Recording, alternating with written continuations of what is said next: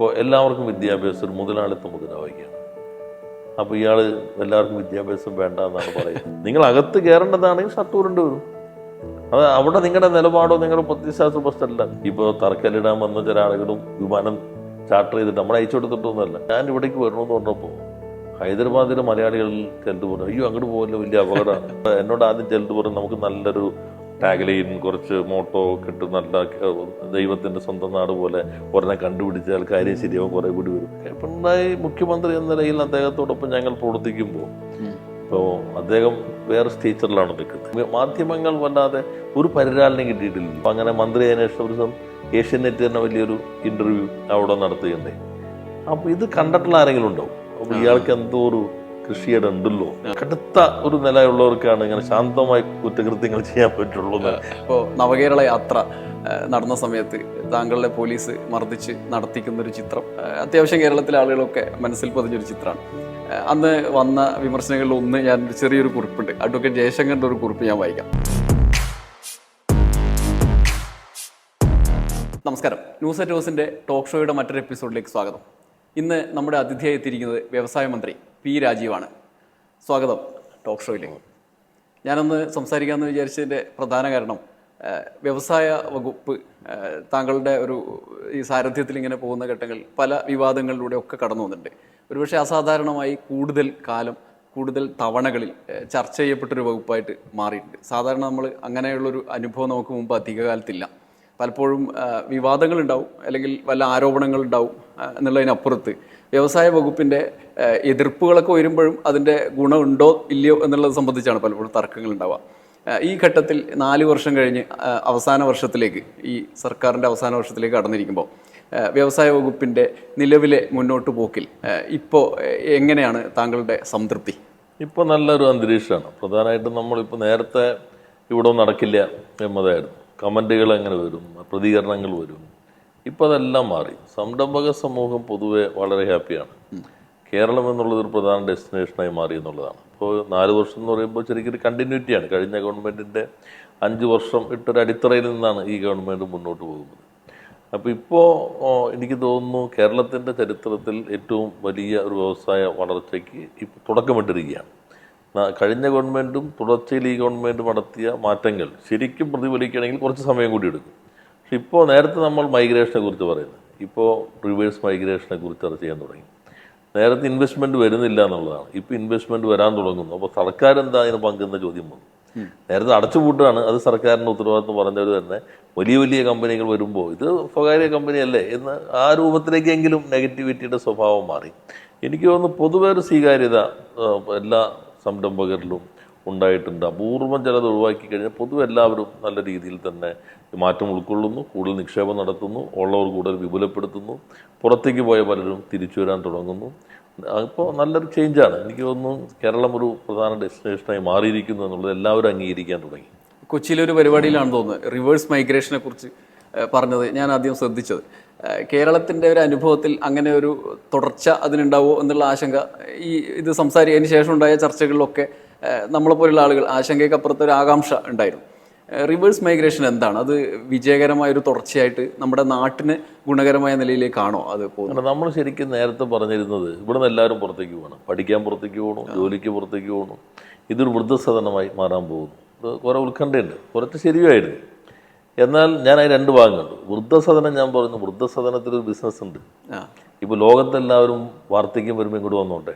ലോകത്ത് ഏത് രാജ്യത്താണെങ്കിലും മരിക്കുന്നതിന് മുമ്പ് ഒരു മലയാളി നേഴ്സിൻ്റെ ഒരു കരസ്പർശം ഉണ്ടാവും, ചിലപ്പോൾ ഡോക്ടർമാരുടെ ഉണ്ടാവും. അപ്പോൾ ഒരു വാർദ്ധക്യം ഒരു 70 ആകുമ്പോൾ ആളുകൾക്ക് ഇങ്ങോട്ട് വരാം. ഇവിടെ നമ്മളെ സൗകര്യം ഒരുക്കി കൊടുത്താൽ അതിലൊരു ബിസിനസ് സാധ്യതയുണ്ട്. സീനിയർ ലിവിങ്, ഇപ്പോൾ കഴിഞ്ഞ ദിവസം ഞാനൊരു സീനിയർ ലിവിങ്ങിൽ പോയപ്പോൾ 40 ഡോക്ടർമാരവിടെ ഉണ്ട് അന്തേവാസികളായിട്ട്. ഇപ്പോൾ അടുത്ത് ഞാൻ ഉദ്ഘാടനം ചെയ്യാൻ പോകുന്ന ഒരു ലോകോത്തര ഗ്രൂപ്പ്, അമേരിക്കൻ ഗ്രൂപ്പിൻ്റെ തന്നെ ഒരു പാലിയേറ്റീവ് കെയർ ആണ്, ഒരു സീനിയർ ലിവിങ്ങിലേക്ക് വരികയാണ്. അപ്പോൾ അവിടെയും ഒരു സംരംഭം എന്ന നിലയിൽ വലിയ സാധ്യതയുണ്ട്. അതുകൊണ്ട് വൃദ്ധസദനം എന്ന് പറഞ്ഞ് നമ്മൾ കളിയാക്കേണ്ടതില്ല, അവനൊരു പൊട്ടൻഷ്യലുണ്ട്. 2 മൈഗ്രേഷൻ്റെ കാര്യത്തിൽ 2 വർഷം മുമ്പാണ് ഞാൻ ആദ്യമായി ഈ IBM ഇതിലാണ് റിവേഴ്സ് മൈഗ്രേഷൻ ഇസ് ഹാപ്പനിങ്. അതിന് കാരണം ഇവരൊക്കെ ആയിട്ട് ഇൻട്രാക്ഷൻ നടത്തുമ്പോൾ ഇപ്പോൾ അമേരിക്കയിൽ ജോലി ചെയ്ത ആൾ ഇങ്ങോട്ട് വരുന്നു, ബാംഗ്ലൂരിൽ നിന്ന് വരുന്നു, പൂനെയിൽ നിന്ന് വരുന്നു, ഹൈദരാബാദിൽ നിന്ന് വരുന്നു.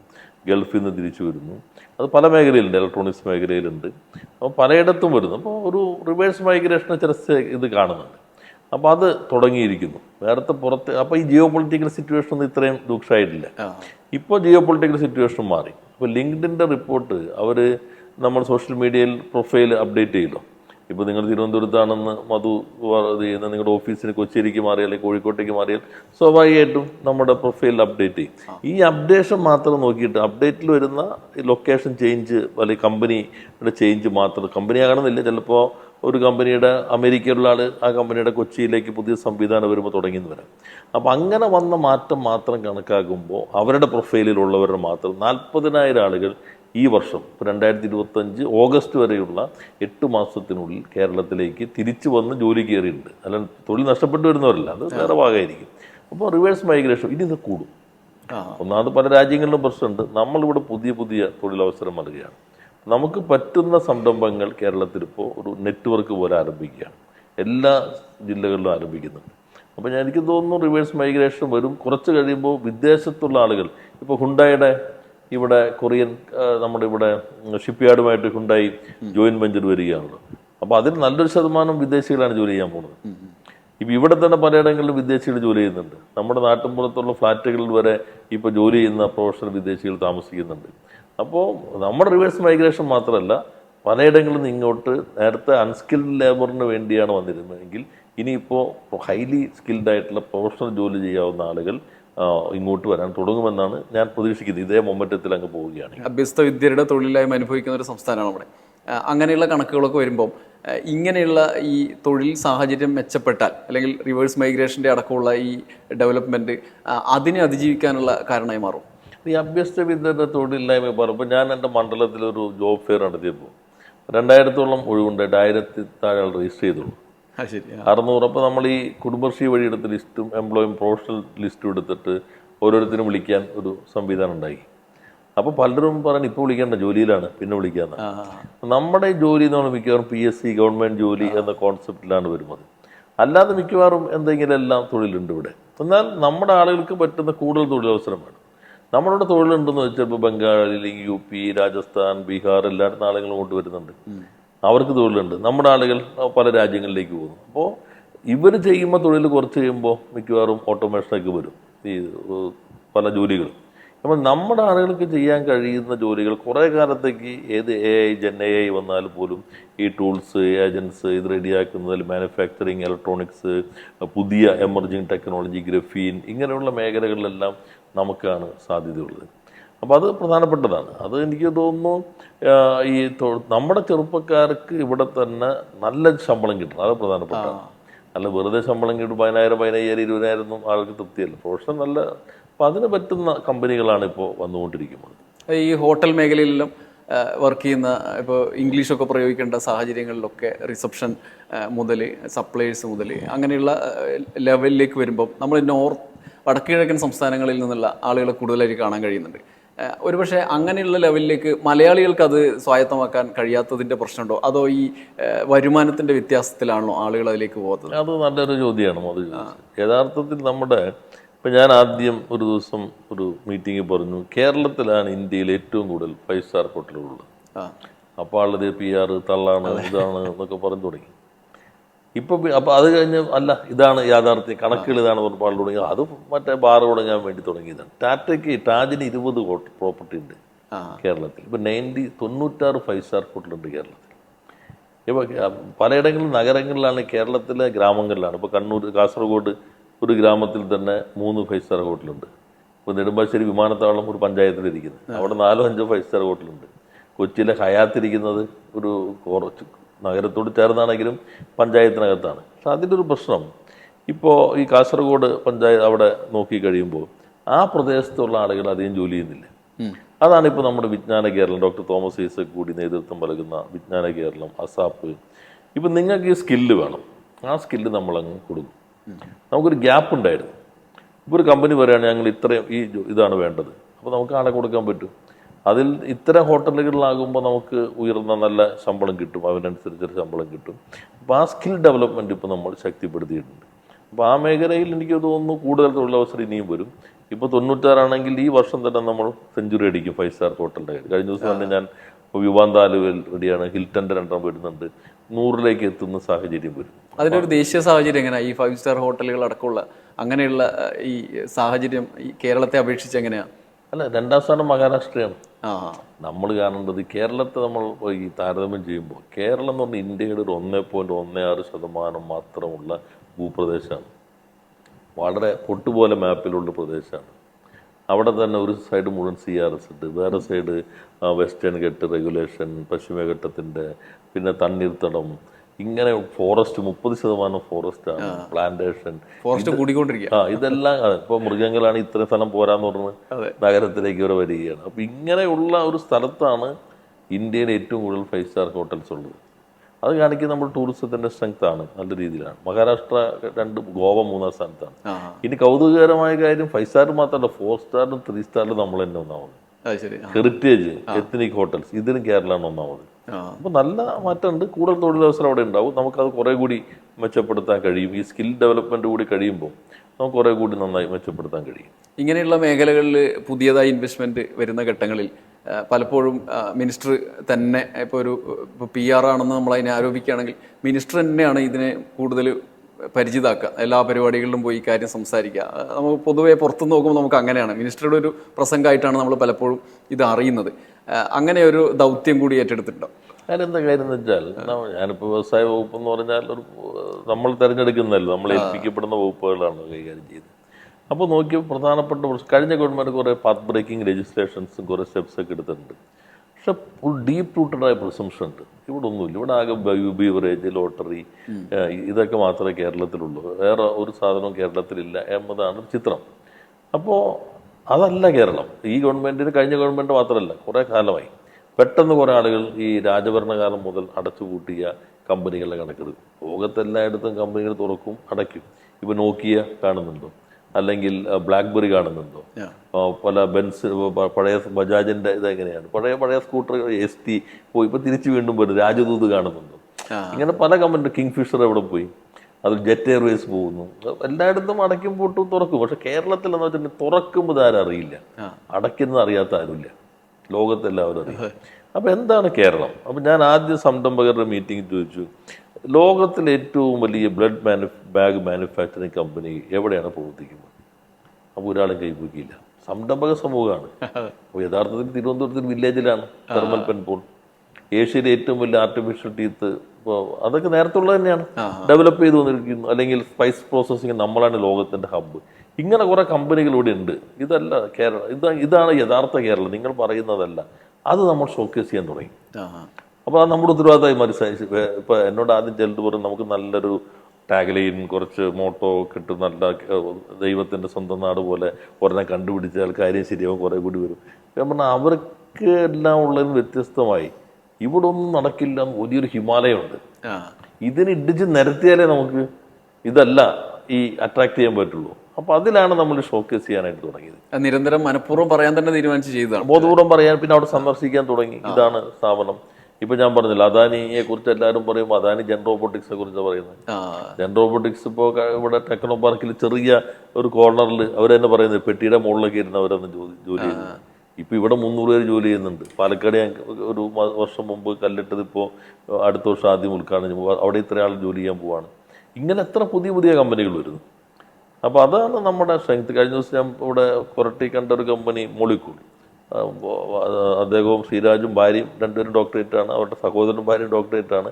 അവർ ബാംഗ്ലൂർ സ്റ്റാർട്ടപ്പ് തുടങ്ങി ഇങ്ങോട്ട് വന്ന് ഇപ്പോൾ വലിയ 40 രാജ്യങ്ങളിൽ 3.5 വർഷം കൊണ്ട് പ്രസൻസ് ഉണ്ടായിരിക്കുന്നു. അപ്പോൾ അതിൽ നമ്മുടെ ആളുകളുടെ കുറച്ച് മൈൻഡ് സെറ്റ് മാറി. ഇപ്പോൾ കൃഷ്ണയിള പത്മഭൂഷൺ ഇവിടെ തുടങ്ങിയല്ലോ കഴിഞ്ഞ ദിവസം അങ്കമാലിയിൽ. അദ്ദേഹത്തിൻ്റെ ലൈഫ് സയൻസ് ഫുഡ് പ്രോസസ്സിങ്ങിൻ്റെ പുതിയൊരു യൂണിറ്റ് ഞാൻ കല്ലെടുകയുണ്ടായി. അപ്പോൾ അതിൽ അദ്ദേഹം പറഞ്ഞ കാര്യം, നമ്മുടെ ദാവോസിൽ വെച്ച് നമ്മുടെ ധാരണയായി IKJS ഒപ്പിട്ടതാണ്. അപ്പോൾ അദ്ദേഹം പറഞ്ഞൊരു കാര്യം എന്ന് വെച്ചിട്ടുണ്ടെങ്കിൽ, ഞാൻ ഇവിടേക്ക് വരണമെന്ന് പറഞ്ഞപ്പോൾ ഹൈദരാബാദിലെ മലയാളികൾ കണ്ടു പറഞ്ഞു, അയ്യോ അങ്ങോട്ട് പോകല്ലോ, വലിയ അപകടമാണ്, നിങ്ങളുടെ ഈ മന്ത്രിയൊക്കെ പറഞ്ഞ് വെറുതെ അപകടത്തിൽ ചാടണ്ട. ദുബായ് ചെന്നപ്പോൾ ഇത് തന്നെ കുറച്ച് മലയാളികൾ, അവിടെ ഭയങ്കര സമരമാണ്, പ്രശ്നങ്ങളാണ്. അപ്പോൾ അദ്ദേഹം പറഞ്ഞു, ഇങ്ങനെ നാടിനെ സ്നേഹിക്കുന്ന ആളുകൾ കേരളത്തിൽ ഉണ്ടാവുള്ളൂ. ഞാൻ നോക്കിക്കഴിഞ്ഞപ്പോൾ എനിക്ക് 7 ദിവസം കൊണ്ട് എല്ലാ ലൈസൻസും കിട്ടി. മന്ത്രിയുടെ ശുപാർശ ഒന്നും വേണ്ടിയതില്ല, ഓൺലൈനിൽ തന്നെ കിട്ടി. എല്ലാ കാര്യങ്ങളും വേഗതയിൽ നടന്നു. മറ്റൊരു സ്ഥലത്ത് ഇത്ര ഇതുണ്ട്. IKGS അതേപോലെ ഇത്രയും സക്സസ്ഫുള്ളായിട്ട് ഒരു സംരംഭക സംഗമത്തിൽ ഞാൻ പങ്കെടുത്തിട്ടില്ല. അപ്പോൾ ഇതാണ്. അപ്പം അങ്ങനെയുള്ള ഒരു നെഗറ്റിവിറ്റിയുടെ ഒരു സമൂഹമുണ്ട്. ഒരു ഫ്രസ്ട്രേഷൻ വരുമ്പോഴായിരിക്കാം ഇപ്പം അതും മാറാൻ തുടങ്ങിയിട്ടുണ്ട്. നമുക്കറിയാലോ, കമൻറ്റുകളൊക്കെ അനാലിസിസ് ചെയ്യുമ്പോൾ നേരത്തെ മുഴുവൻ നെഗറ്റീവായിരുന്നു, ഒന്നും നടക്കില്ല. ഞാൻ ബാംഗ്ലൂർ ദാവോസിൽ നിന്നൊരു എക്കണോമിക് ഇത് കൊടുത്തപ്പോഴും അതിന് വന്ന കമൻറ്റ് വായിച്ചിട്ട് അതിനാൾ എന്ത് പറഞ്ഞു, നിങ്ങളുടെ മലയാളികൾ നാടിന് ഇത്രമാത്രം സ്നേഹിക്കുന്നവരാണല്ലോ, കാരണം ആളുകളെല്ലാം കൊള്ളാം, നിങ്ങൾക്ക് ഇങ്ങനെയുള്ള മാറ്റം ഉണ്ടല്ലോ എന്ന് പറയുമ്പോൾ ഇവർ വന്നിട്ട് പറയും ഞാൻ കേരളത്തിൽ നിന്നാണ്, ഈ പറയുന്നൊന്നും ശരിയല്ല, ഇവിടെ ഒന്നും വരണ്ട. അപ്പം അങ്ങനെയുള്ളൊരു അപൂർവ വിഭാഗം ഉണ്ടെന്നുള്ളൂ.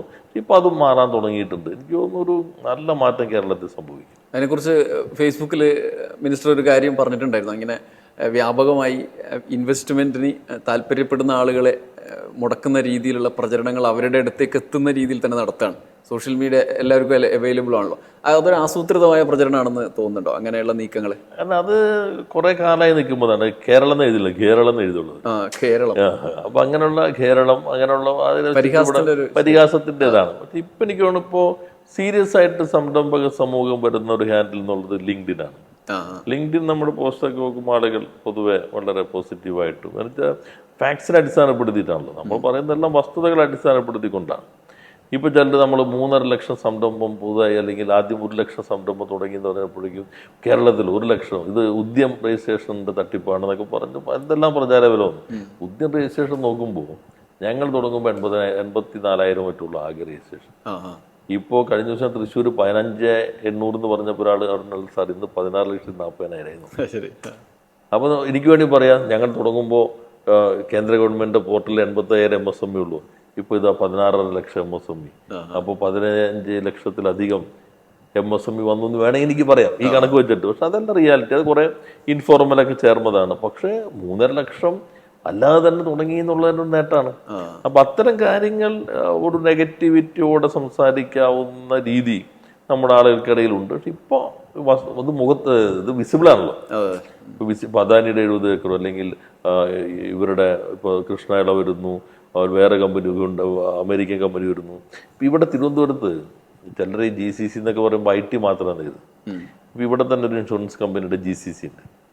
അപ്പോൾ അവർ നമ്മൾ ഡെവലപ്മെൻറ്റ് സംസാരിച്ച ഘട്ടത്തിൽ അവർ പറഞ്ഞു കേരള ഗവൺമെൻറ് കഴിഞ്ഞാൽ ഏറ്റവും കൂടുതൽ വെറ്റിനറി ഡോക്ടർമാരെ എംപ്ലോയ് ചെയ്യുന്നത് ഞങ്ങളാണ്. എന്ന് വെച്ചാൽ ഈ ഇൻഷുറൻസ് ആണ് അവിടെ മൃഗങ്ങളുടെ, അത് ഏറ്റവും കൂടുതൽ ഗവൺമെന്റിന് കഴിഞ്ഞാൽ പിന്നെ ഏറ്റവും കൂടുതൽ വെറ്റിനറി ഡോക്ടർമാർ ഇവരുടെ കീഴിലാണ് വർക്ക് ചെയ്യുന്നത്. ഇങ്ങനെ പല മേഖലയിലും മാറ്റം വിസിബിളാണ്. അപ്പൊ അതുകൊണ്ട് നമുക്ക് ഇനി ഇങ്ങനെ പുകമറ വെച്ചിട്ട് ചെയ്യാൻ പറ്റില്ല. കാരണം ഓരോരുത്തർക്കും മനസ്സിലാകുന്നുണ്ടോ ഇവിടെ തുടങ്ങിയിരിക്കുന്നു, ഇവിടെ വരുന്നു, നമ്മുടെ നാട്ടിലേക്ക് ചെറുപ്പക്കാർ തിരിച്ചു വരുന്നു, വിസിബിളാണ് ഇപ്പോൾ. അതിൽ പെട്ടെന്ന് ഓർമ്മ വരുന്നതാണ് ഇത്തരം പ്രചരണങ്ങളിൽ ഈ സംരംഭങ്ങളുടെ എണ്ണം തർക്കത്തിലേക്ക് വരുന്ന സമയത്ത് പെട്ടിക്കടയും ബാർബർ ഷോപ്പുമാണ് എന്ന് ഇപ്പോൾ പ്രതിപക്ഷ നേതാവിനെ നിരന്തരമായി പറയുന്നതാണ്. പെട്ടിക്കടയും ബാർബർ ഷോപ്പുമാണ് എന്ന് പറയുന്നതാണ്. അത്തരത്തിലുള്ള നറേറ്റീവ്സിന് ഉള്ള ഈ പ്രതിപക്ഷ പ്രചരണം ഒരു ഭാഗത്ത് സ്വാഭാവികമായിട്ടും പ്രതിപക്ഷം പറയും. പക്ഷേ അതിനൊക്കെ അപ്പുറത്ത് ഈ കണക്കുകൾ താരതമ്യം ചെയ്യുന്നതിന് വേണ്ടിയിട്ടുള്ള ശ്രമങ്ങൾ അതില്ലാതെയാണ്, ഒരു അന്ധമായ നിലയിലുള്ള പ്രചരണമാണ് എന്നുള്ളതൊരു യാഥാർത്ഥ്യമാണോ? നമ്മളിപ്പോൾ ഫാക്ട്സ് വെച്ചിട്ടല്ലേ, എല്ലാ കണക്കുകളും വെച്ചിട്ടല്ലേ നമ്മൾ അവരോട് തന്നെ പറഞ്ഞു നമുക്ക് എല്ലാ സ്ഥലങ്ങളിലേക്കും പോകാം. അപ്പോൾ ഇവിടെ ഇപ്പം അങ്ങനെയല്ല, പ്രതിപക്ഷം എല്ലാവരും പങ്കെടുത്തില്ല. നമ്മുടെ IKGSന്റെ സവിശേഷത ഈ വിമർശനം പറയുമ്പോൾ കൃഷ്ണയില പറഞ്ഞു എല്ലാ പ്രധാനപ്പെട്ട രാഷ്ട്രീയ പാർട്ടി നേതൃത്വവും അതിൽ പങ്കെടുത്തിരുന്നു എന്നുള്ളതാണ്. അപ്പോൾ അതവർ വയ്ക്കുന്നുണ്ടെങ്കിലും പൊതുവെ ഒരു യോജിപ്പ് അത്തരം കാര്യങ്ങൾ വരുന്നുണ്ടെന്ന് തന്നെയാണ്. പിന്നെ അവർക്ക് രാഷ്ട്രീയമായി പറയേണ്ടി വരും, ഇത്തരം തുടങ്ങിയിട്ടില്ല എന്നൊക്കെ അവർ പറയാൻ ശ്രമിക്കുന്നുണ്ട്. അത്തരം കാര്യങ്ങളിൽ ഇപ്പോൾ ഒരു മാറ്റം വന്നിട്ടുണ്ട്. കാരണം അവരും പല സ്ഥലങ്ങളിലും കല്ലിടാൻ അവരും കൂടിയല്ലേ വരുന്നത്, ഒരു ഉദ്ഘാടനത്തിന് അവരും കൂടിയല്ലേ വരുന്നത്. അപ്പോൾ അങ്ങനെ വരുമ്പോൾ ഇതില്ലാതെ എങ്ങനെ അവർ പറയും?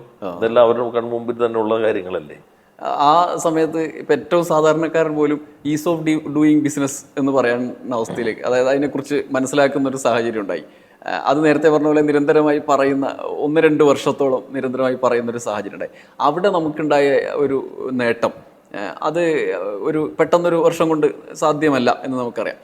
അതിലേക്ക് എത്തുന്ന രീതിയിലുള്ള ഒരു പ്രവർത്തന വഴി എന്തായിരുന്നു?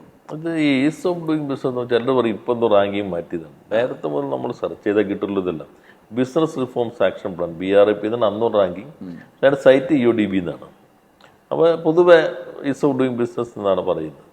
അപ്പോൾ അതിൽ നമ്മുടെ റാങ്ക് 28ആയിരുന്നു. അപ്പോൾ നമ്മൾ ഗവൺമെൻറ് ചില പ്രശ്നം പറഞ്ഞിരുന്നു, നമുക്ക് പറ്റാത്ത ചില മാനദണ്ഡങ്ങളുണ്ട്, നിങ്ങൾ മാറ്റണം. അന്ന് ആരും ഈ മാനദണ്ഡത്തെ കുറ്റം പറഞ്ഞില്ല. എല്ലാവരും ഹാപ്പിയാണ്. ഈ വിമർശകർ 28 തന്നെയാണല്ലോ, പുറകിൽ ആരും ഇല്ലല്ലോ, വെരി ഗുഡ് എന്ന മട്ടിലാണ്.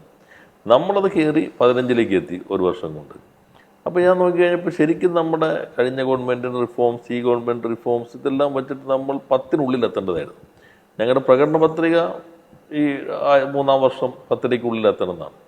അപ്പോൾ ആദ്യത്തെ വർഷം തന്നെ 10-നുള്ളിൽ എത്തണം. എന്തുകൊണ്ട് 10-നുള്ളിൽ എത്തിയില്ല? ഫീഡ്ബാക്ക് മോശമായിരുന്നു. കാരണം ഇത് 100% ഫീഡ്ബാക്കാണ്. നമ്മൾ ഉദ്ദേശിക്കുന്ന പോലെ ഇത് രജിസ്റ്റർ ചെയ്തിട്ട് റിപ്പോർട്ട് കൊടുക്കുന്ന പോലെയല്ലേ, വിളിച്ചു ചോദിക്കുക അവർ അപ്പം നമ്മൾ 2-3 പ്രശ്നം കണ്ടു. മലയാളി ചിലപ്പോൾ വിളിക്കുക തന്നെ ഹിന്ദിയിലെ സംസാരിക്കാൻ അപ്പം തന്നെ കട്ട് ചെയ്യും.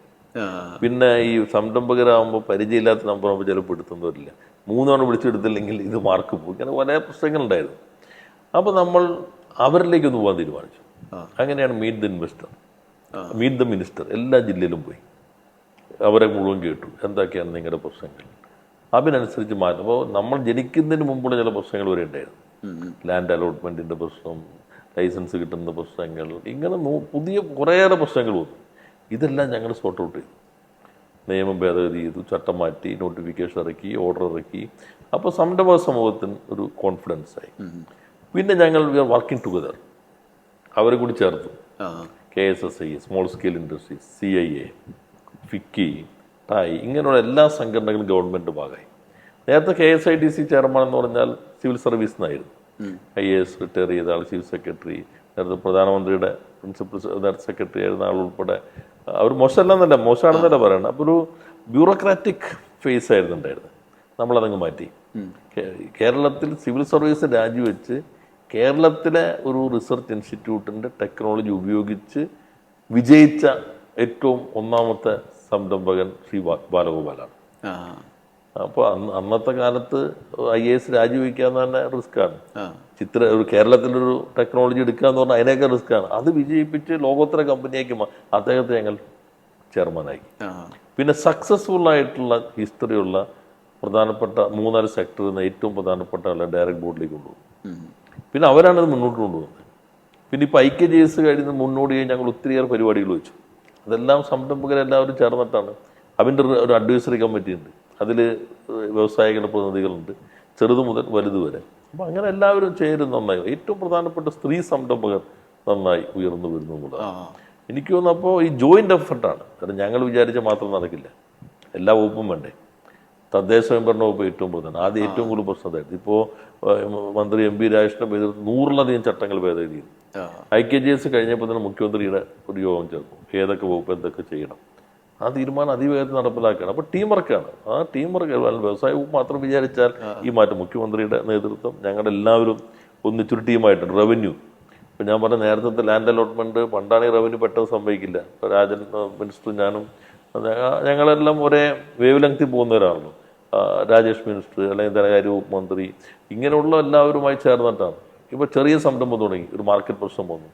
അപ്പോൾ അനിൽ മിനിസ്റ്റർ ആയിട്ടിരുന്നു, K-സ്റ്റോർ വഴി ഒന്ന് വിൽക്കാം, 30 കോടി പോയിട്ട് നമ്മൾ ചുരുങ്ങിയ സമയം കൊണ്ട്. ഇപ്പോൾ ടീം വർക്ക് അതാണ് പ്രധാനം. അത് ഈ ഇപ്പോൾ അങ്ങനെയുള്ള ഒരു യാത്ര നടത്തുന്ന ഘട്ടങ്ങളിൽ ഈ ഒന്നും രണ്ടും ആയിരിക്കില്ലല്ലോ, ഒരുപാട് നിയമങ്ങൾ ഇങ്ങനെ തടസ്സങ്ങളായിട്ട് ഉണ്ടാവും. നമ്മൾ ഒരുപാട് കാലം ചുവപ്പ് നാടാന്നൊക്കെ വിളിക്കുന്ന തരത്തിൽ അങ്ങനെ സ്പെസിഫിക് ആയ ഇഷ്യൂകൾ ഇപ്പോൾ രാഷ്ട്രീയ നേതൃത്വത്തിന് മുമ്പിലേക്ക് വരുമ്പോഴാണ് കൂടുതൽ പെട്ടെന്ന് മനസ്സിലാവുക, ബ്യൂറോക്രസീൻ്റെ മുമ്പിലേക്കാണ്.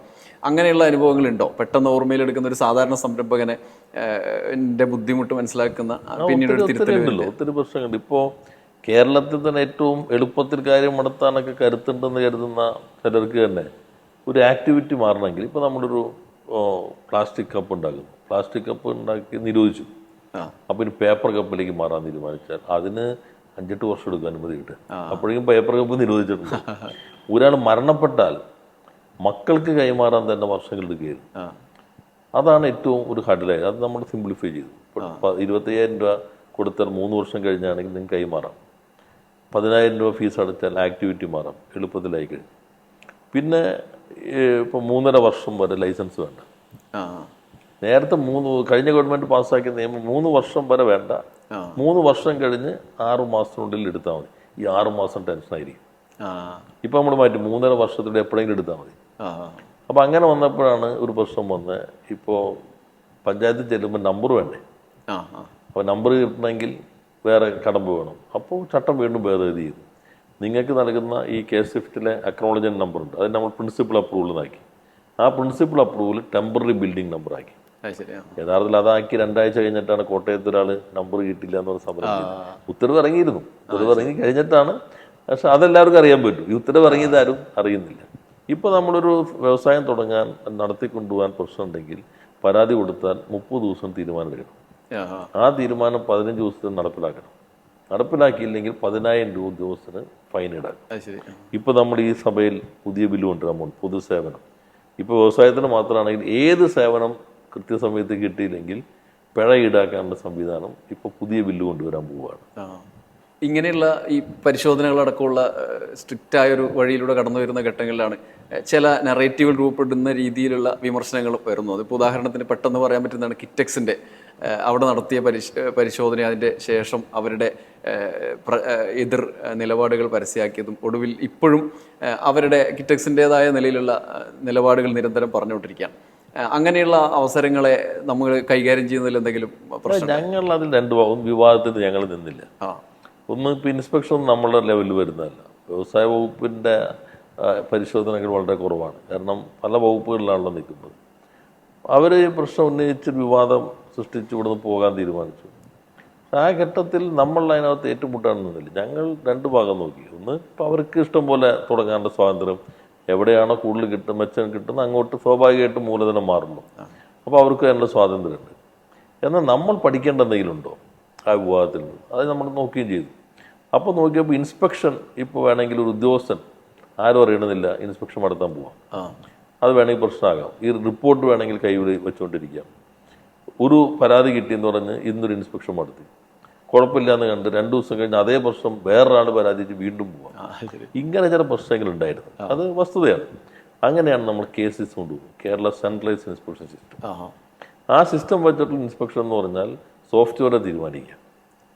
ഇപ്പോൾ ഒരാൾ തീരുമാനിക്കുകയാണ് ഞാൻ ഇവിടെ നിന്ന് അങ്ങോട്ട് പോകണം, 3 വർഷം കഴിയുമ്പോൾ ലൈസൻസ്, അല്ലെങ്കിൽ 1 വർഷം കഴിയുമ്പോൾ പുതുക്കണം, അപ്പോൾ ഒന്ന് ശരിയാക്കി കളയാം, ഒന്ന് കരുതിയിരിക്കുക, അല്ലെങ്കിൽ സഹായിക്കാമെന്ന് കരുതിയിരിക്കാം. പക്ഷെ ഇപ്പോൾ അങ്ങനെ പോകാൻ പറ്റില്ല.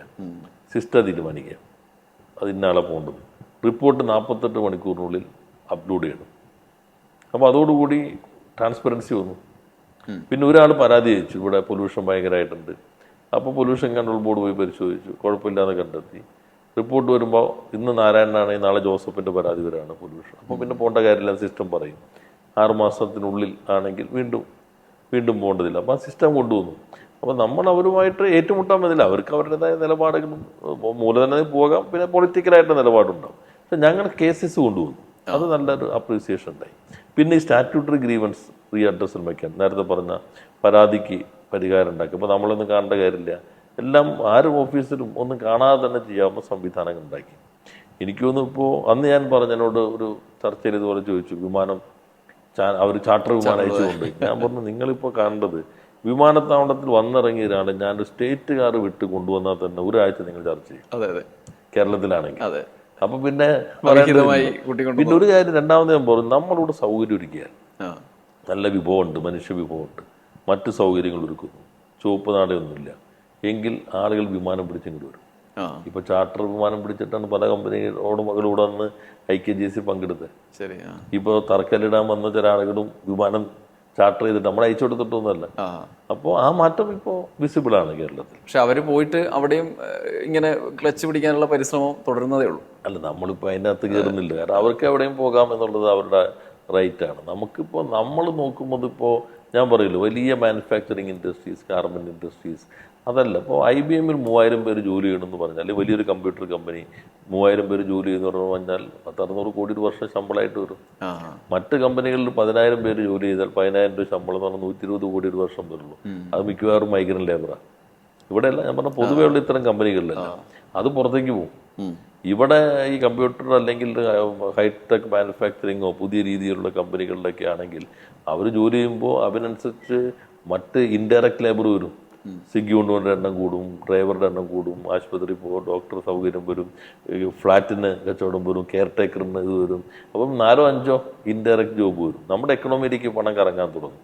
ഇതാണ് ഈ നമ്മുടെ നാട്ടിലെ ഈ തരത്തിലുള്ള പ്രചരണം, ഈ നെഗറ്റിവിറ്റിയെ വർദ്ധിപ്പിച്ച പ്രചരണങ്ങളിൽ പൊതുവായ സമരങ്ങളടക്കം അല്ലെങ്കിൽ നോക്കുകൂലി അടക്കമുള്ള കാര്യങ്ങളൊക്കെ നിരന്തരമായി കടന്നു വന്നിരുന്നു. സമീപകാലത്ത് ഒറ്റപ്പെട്ട നിലയിൽ അത്തരം വിമർശനങ്ങൾ ഉയർന്നു വരാറുണ്ട്. അതിൽ കേന്ദ്രീകരിച്ച് പൊതുവായി ഉള്ള ചർച്ചകളും ഉയർന്നു വരാറുണ്ട്. അതിനെ ഇനിയും അവസാനത്തെ അവശേഷിക്കുന്ന കാര്യങ്ങൾ എന്നുള്ള നിലയിലെങ്കിലും നമ്മൾ ആസൂത്രിതമായി നേരിടേണ്ടതല്ലേ, അതിനെ പരിഹരിച്ച് മുന്നോട്ട് പോകേണ്ടതല്ലേ? ഞങ്ങൾ ഈ IKGS മുന്നോടിയായിട്ട് റോഡ് ഷോ നടത്തില്ല, ചെന്നൈ, ബാംഗ്ലൂരു, മുംബൈ, ദുബായ് ഒക്കെ നടത്തി. ഇപ്പം ഞാൻ സംസാരിക്കും ആദ്യം നെഗറ്റീവ് കാര്യങ്ങൾ പറയാം. നിങ്ങളുടെ മനസ്സിൽ കേരളത്തെ കുറിച്ച് എന്താ? വാളയാർ ചുരം കിടന്നാലാണ് ഇവിടെ ചെങ്കുടി കാണുള്ളൂ, ഇതല്ലേ? പക്ഷെ നമ്മളപ്പോൾ ഔദ്യോഗികമായിട്ട് ഞാൻ union government labour minister report വായിക്കും. കഴിഞ്ഞ 10 വർഷത്തിൽ ഏറ്റവും കൂടുതൽ സമരം നടന്നത് എവിടെയാണ്? 48% തമിഴ്നാടാണ്, പിന്നെ ഗുജറാത്താണ്, പിന്നെ മഹാരാഷ്ട്രയാണ്. ഗുജറാത്തിൽ 15% പണിമുടക്കുന്നത്. കേരളത്തിൽ അതിലൊന്നുമില്ല. ഇത് യൂണിയൻ മിനിസ്ട്രിയുടെ കണക്കാണ്. പക്ഷെ ആളുകളുടെ ധാരണ എന്താ? ഇത് കഴിഞ്ഞാലാണ് ഇപ്പം IT എംപ്ലോയീസിന്റെ വലിയ സമരം ബാംഗ്ലൂർ നടന്നില്ലേ? ഗുജറാത്തിൽ തന്നെ ഒത്തിരി സമരങ്ങൾ നടന്നില്ലേ? പിന്നെ ഈ നോക്കുകൂലി, മർദ്ദനം, ഇങ്ങനെ പല പ്രശ്നങ്ങളിൽ. അപ്പോൾ ഞാൻ മഹാരാഷ്ട്രയിൽ ഒരു കമ്പനിയിലാണല്ലോ തർക്കം, വലിയ വിൻഡ് കമ്പനിയാണ്. ഞങ്ങൾ പറയുന്ന ആളെ തന്നെ വയ്ക്കണമെന്ന് പറഞ്ഞു. അത് തർക്കമായി. അന്വേഷിക്കാൻ ചെന്ന് സർപഞ്ചിനെ തട്ടിക്കൊണ്ട് കൊലപ്പെടുത്തി. അങ്ങനെ മന്ത്രിക്ക് രാജിവെക്കേണ്ടി വന്നു. നമ്മുടെ നാട്ടിലായിരുന്നെങ്കിൽ തടഞ്ഞു വെച്ചാൽ മതി, അറിയാത്ത ആളുകൾ ലോകത്തുണ്ടാവില്ല. ഇത് ഇവിടെ പോലും ആരും അറിയുന്നില്ല. ഇങ്ങനെ പലതും. മറ്റേ കിയയുടെ 900 കാറല്ലേ ഒരു വർഷത്തിനുള്ളിൽ ഫാക്ടറിയിൽ നിന്ന് പോയ കാറ് വഴി കാണാതായി. നമ്മുടെ കാർ ഒരെണ്ണത്തിന് എന്തെങ്കിലും ഇറക്കുമ്പോൾ തർക്കം ഉണ്ടായാൽ അറിയാത്തൊരു ലോകത്തുണ്ടാവില്ല. അപ്പോൾ ചിലർക്ക് ഇവിടെ കാർ ഉണ്ടാക്കാത്തതുകൊണ്ടാണ്. ഇവിടെ എത്രയോ സാധനങ്ങൾ ഉണ്ടാക്കുന്നു ലോകത്തിൻ്റെ പല ഭാഗങ്ങളിലും. ഞാൻ കഴിഞ്ഞ ദിവസം ഒരു കമ്പനിയിൽ പോയപ്പോൾ ലോകോത്തര സ്കാനിങ് മെഷീൻ അവരുണ്ടാക്കുന്നത്. ഇവിടെ ഉണ്ടാക്കിയിട്ട് അമേരിക്കയ്ക്ക് അയക്കും. അവർ പ്രോഗ്രാം ചെയ്തിട്ട് തിരിച്ചതേ ലോഗോ കൂടി വെച്ച് ഇങ്ങോട്ട് വരും. മാനുഫാക്ചറിങ് ഇവിടെയാണ്, പക്ഷെ അതിൻ്റെ ബ്രെയിൻ അവിടെ നിന്ന് അതിനകത്ത് ഇൻകോർപ്പറേറ്റ് ചെയ്യും, ലോഗോ കൂടി വരും. അപ്പോൾ അങ്ങനെ എന്തുമെല്ലാം അവിടെ നിർമ്മിക്കുന്നു. പക്ഷെ അതൊന്നും പോകുന്നില്ലല്ലോ. അപ്പോൾ അതല്ല ഈ കേരളത്തിൻ്റെ വസ്തുത ഈ പ്രചാരണത്തിന് നേരെ അകലെയാണ്. ഇതാണ് ഞങ്ങൾ എല്ലാ മീറ്റിങ്ങുകളിലും പ്രധാനമായിട്ടും വെച്ചത്. അപ്പോൾ ആളുകൾക്കും കൺവിൻസിങ് ആണ്. കാരണം ഗവൺമെൻറ് ഡാറ്റ വെച്ചിട്ടല്ലേ, യൂണിയൻ ഗവൺമെൻറ് ഡാറ്റ വെച്ചിട്ടല്ലേ നമ്മൾ സംസാരിക്കുന്നത്. ഇപ്പോൾ അടുത്ത കാലത്ത് കേരളത്തിൽ നമ്മളൊരു 10-50 വർഷത്തിനിടയിൽ ഏതെങ്കിലും ഒരാളെ മാനേജ്മെന്റ് പെട്ട് അടിക്കുകയോ കൊലപ്പെടുത്തുകയോ ഒന്നും ചെയ്തിട്ടില്ലല്ലോ. മറ്റു പല സ്റ്റേറ്റിലും ഇതെല്ലാം സംഭവിക്കുന്നുണ്ട്, പലയിടങ്ങളിലും. പക്ഷേ പ്രചാരവേല നേരെ തിരിച്ചാണ്. ചെറിയ പ്രശ്നം ഉണ്ടെങ്കിൽ അതെല്ലാവരും അറിയിക്കാണ്ട് വ്യഗ്രത കൂടുതലാണെന്നാണ്. എന്നാൽ ചില ഒറ്റപ്പെട്ട സംഭവങ്ങളുണ്ടാവും. പെർഫെക്റ്റായിട്ട് കംപ്ലീറ്റ് പെർഫെക്റ്റ് സിസ്റ്റം ഉണ്ടാവില്ലല്ലോ. എത്ര ഇതാണെങ്കിലും ചില പ്രശ്നങ്ങൾ സ്വാഭാവികമായിട്ടും വരും. ഇപ്പോൾ നോക്കുകൂലി പ്രശ്നം വരും. അപ്പോൾ ക്രിമിനൽ കുറ്റമാണ്, ലേബർ ഡിസ്പ്യൂട്ട് അല്ല, കർക്കശമായി തന്നെ നമ്മൾ നേരിടുന്നുണ്ട്. അപ്പോൾ ഇതല്ല, ഞാൻ നേരത്തെ പറഞ്ഞ പോലെ ഈ പറയുന്നതല്ല വസ്തുതകൾ. ഇത് നന്നായി തന്നെ പ്രചരിപ്പിക്കണം. അതിന് കുറേ ഊർജ്ജം നമ്മൾ ചെലവഴിക്കേണ്ടി വന്നെങ്കിലും എനിക്ക് തോന്നുന്നു ഇപ്പോൾ പാട്ടർ റിയാലിറ്റിയിലേക്ക് എത്തി തുടങ്ങിയിട്ടുണ്ട്. ഇപ്പോൾ ഇതൊക്കെ ചേർത്ത് വായിക്കുമ്പോൾ ഈ CITU അടക്കമുള്ള തൊഴിലാളി സംഘടനകൾ ഒരു വില്ലൻ പരിവേഷത്തിലാണ് നമ്മൾ പലപ്പോഴും അടയാളപ്പെടുത്തിയിട്ടുള്ളത്.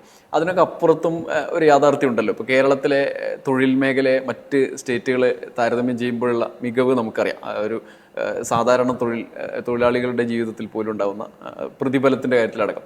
അപ്പോൾ ഒരു കാലത്തുണ്ടായ സമരങ്ങളുടെയൊക്കെ റിസൾട്ടിൻ്റെ ഒരു ഗുണഫലം അനുഭവിക്കുന്ന സമൂഹം കൂടിയല്ലേ നമ്മുടെ? തീർച്ചയായിട്ടും. ഞാൻ പറഞ്ഞു നമ്മുടെ ഗുണം എന്ന് വെച്ചാൽ നിങ്ങൾക്ക് ശമ്പളം കുറയ്ക്കാൻ പറ്റില്ല, പക്ഷേ പ്രൊഡക്ടിവിറ്റി കൂടുതലാണ്.